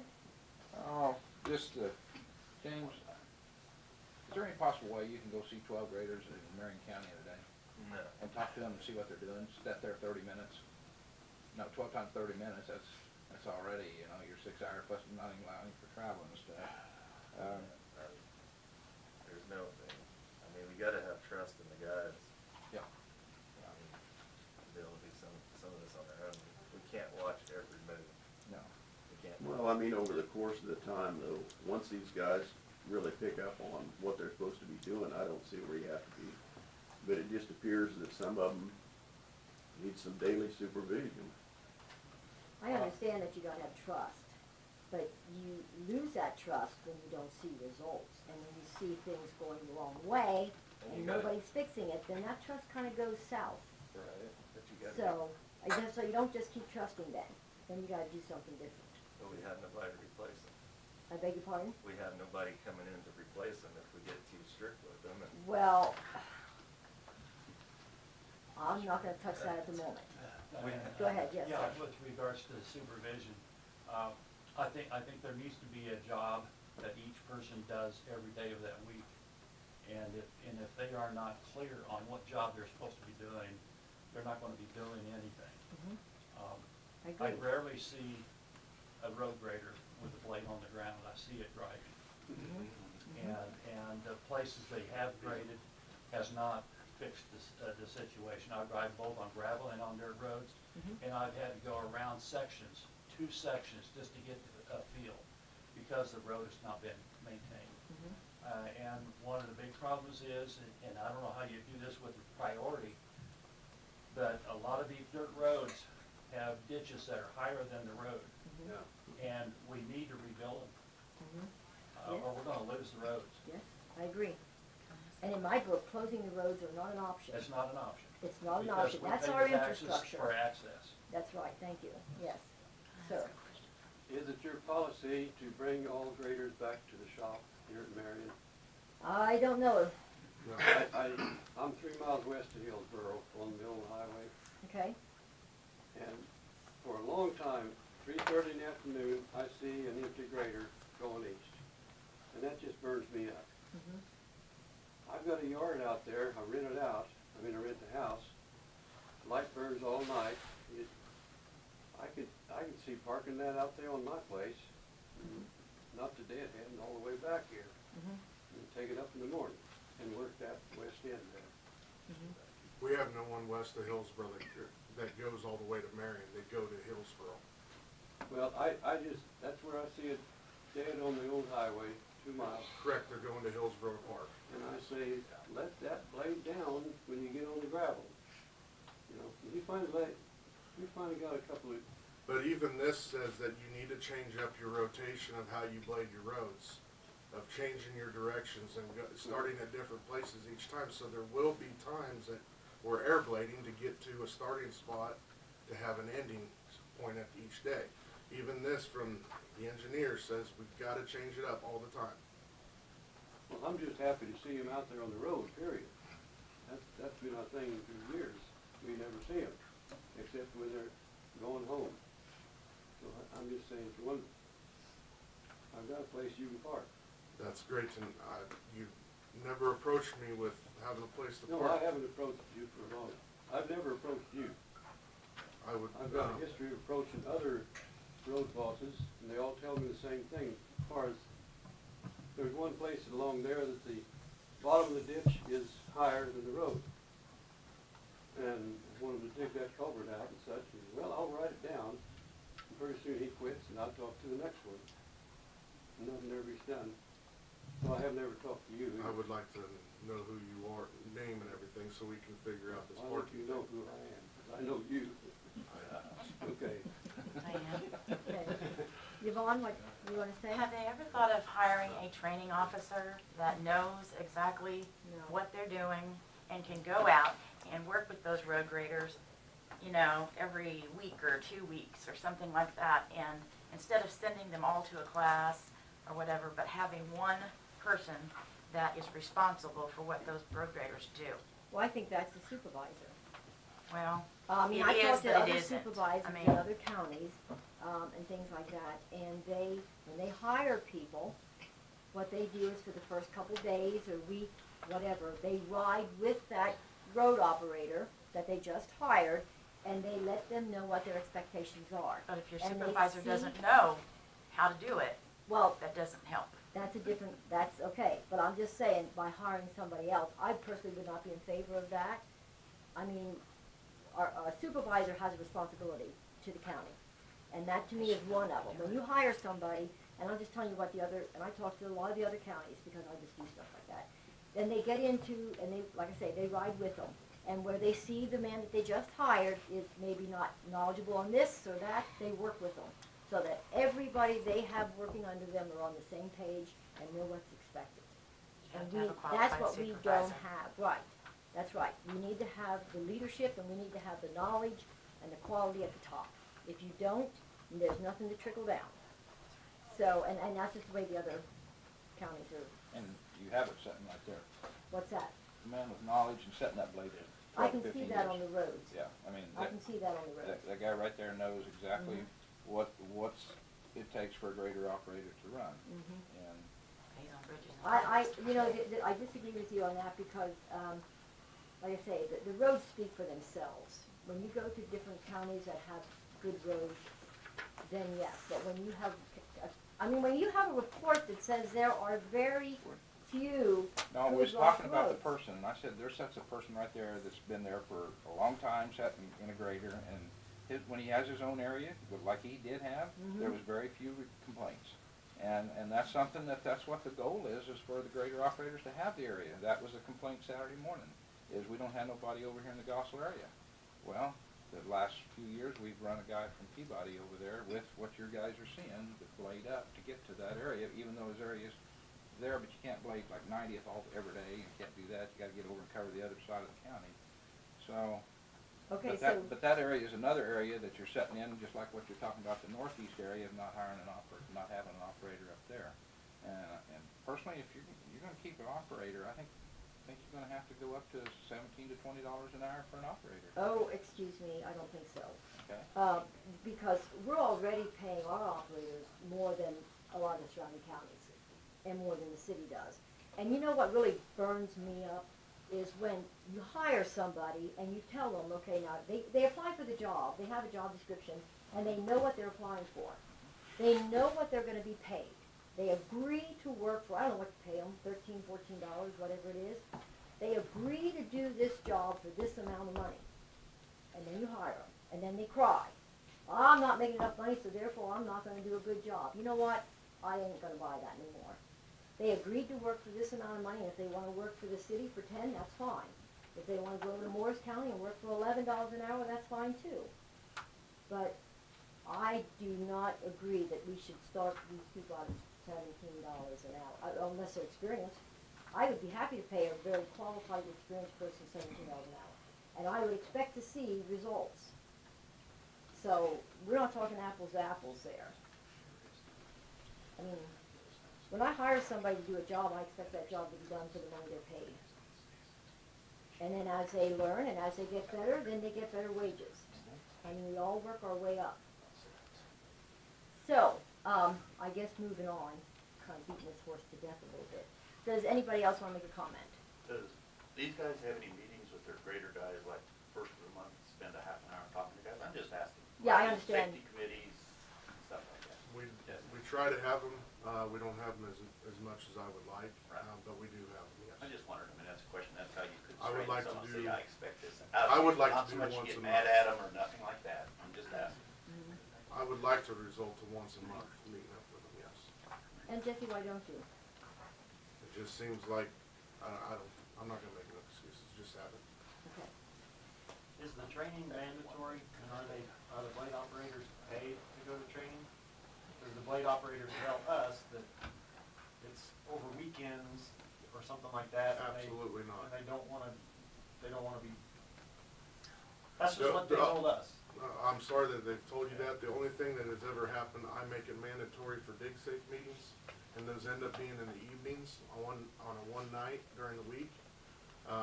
But as far as the grader training classes or culvert training classes, they've always been during the work days. Never been on the weekends or at nights. So I'm sorry you've been told that. Yes, sir. I live in Meadow Township, I'm Dwight Fleming. The question, and Randy's alluded to, Dawson's my home community, and we run into a lot of complaints, residents, never seeing an operator in that area. So a lot of the conversation about being a road grader, doing a good job or not a good job, there's a lot of people in that area who would just like to hear some response, number one, and would like to see an operator out there. Now, I don't know what this current situation is, but, and yeah, we've gone through fall harvest here. There were fields where we had to create ways to get the crop out of the field. I mean, we didn't have roads. Weed harvest, we called in, and I thank you for responding, and appreciated that. We got some response. One particular case in the summertime, the road was already gone. There was no way to fix it to a field. I mean, they did go in and grade it up to the place where the road was completely washed out and it was underwater. So there was no way to get to the driveway. So we landed up opening up another driveway in the hedge in order just to get the crop out. That was actually for corn. But, as I've thought about this, and I know, I took a map and I said, okay, so where my fields are, and I marked, roads, are they good? Do they meet expectations? What I would feel would be good. Dirt roads I expect to be passable only when they're dry. I don't expect them to be, we can't expect them to be passable when it's muddy. Right. However, they should be in a condition that when it doesn't rain and it does dry off, they need to have been maintained so that they do provide a way to get through there, not so that they're ponding and underwater.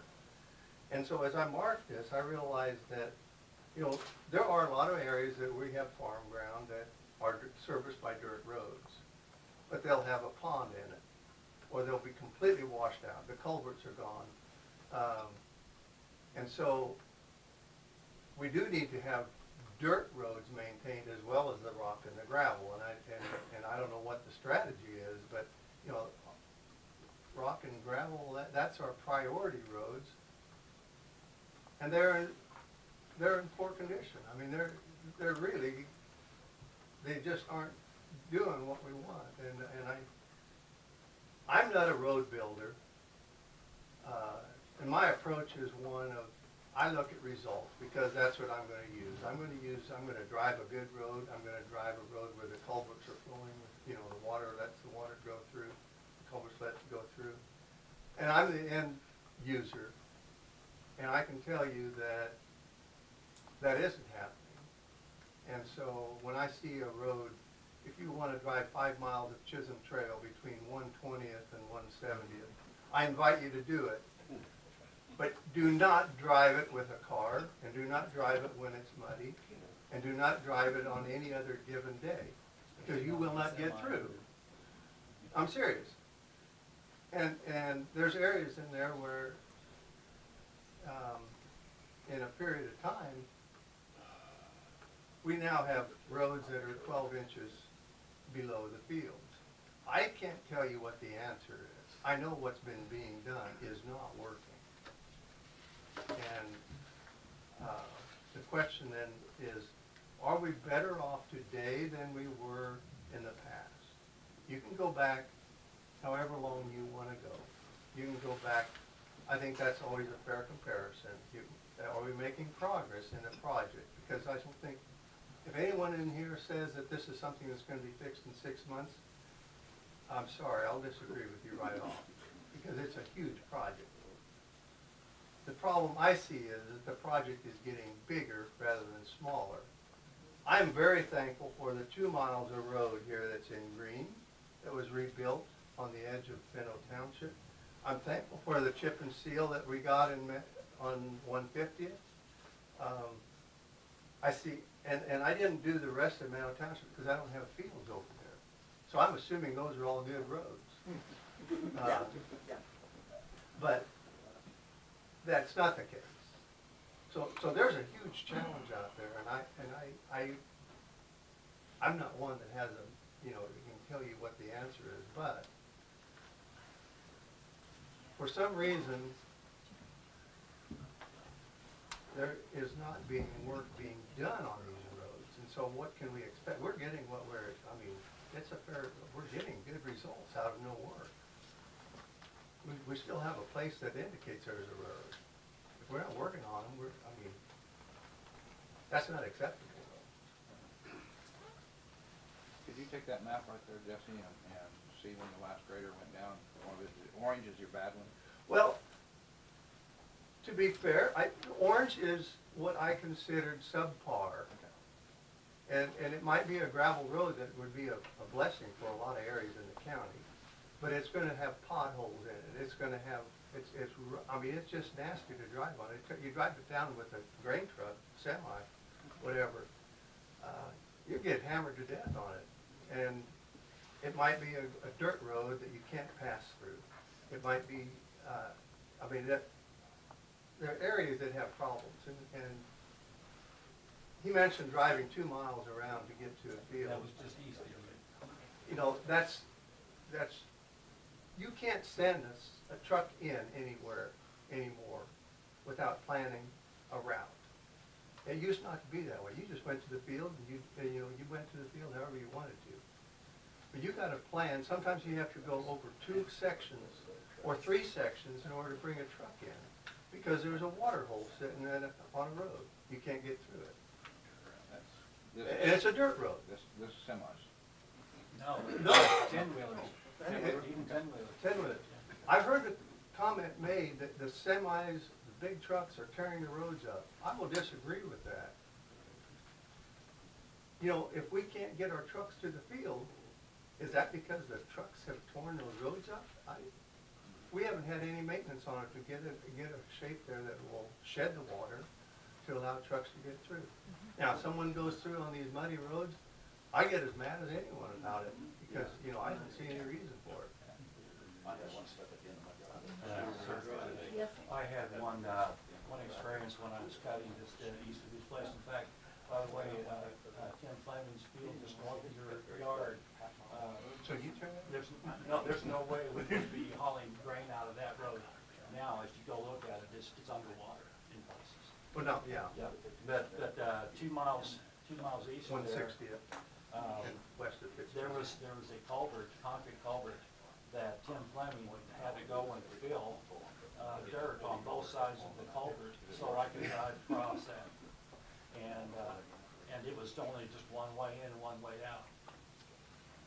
Okay, so what I'd like to do right now, I think I'd like to go into executive session right now with Jesse Ham. And so I'm going to, with the commission, so we can have further discussion on this. Oh, okay, go ahead. I would just Go like ahead, to say Sarah. one thing. Yes. What, the takeaway from all of this, it continues to be what our committee recommended, is we've got to have leadership, we've got to have communication, open communication. I think that's what's the problem.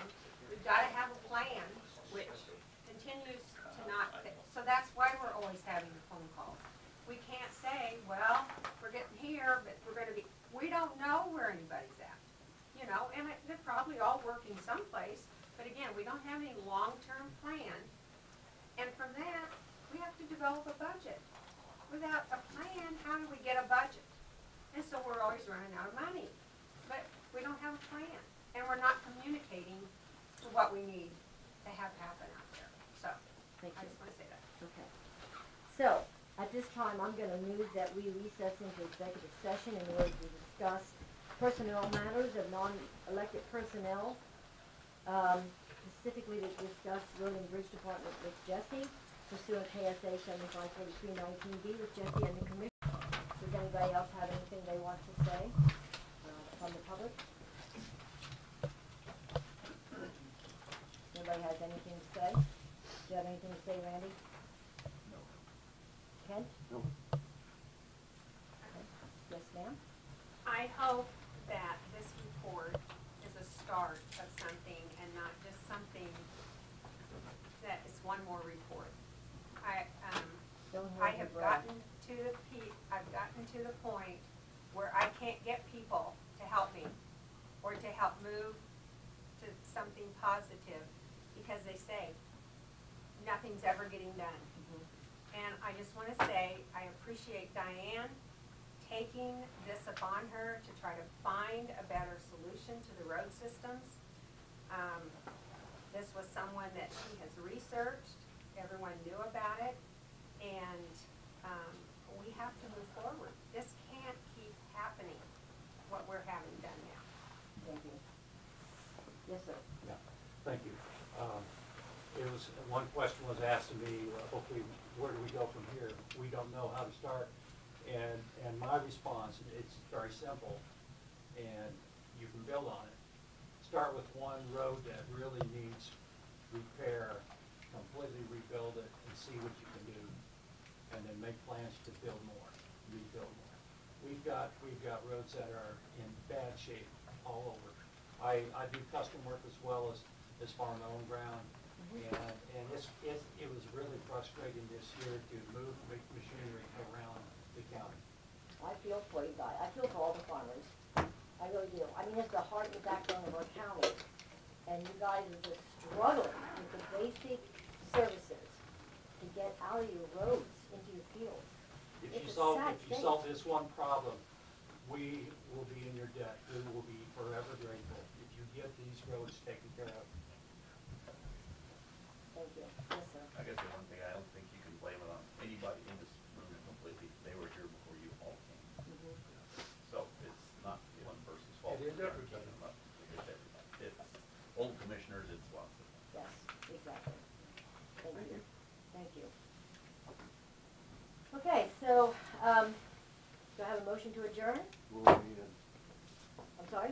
Oh, I'm sorry, we still have Bob Church. Just got so carried away with everything. All right, thank you, Jesse. Thank you. All right. So, thank you all so much. Appreciate all your comments and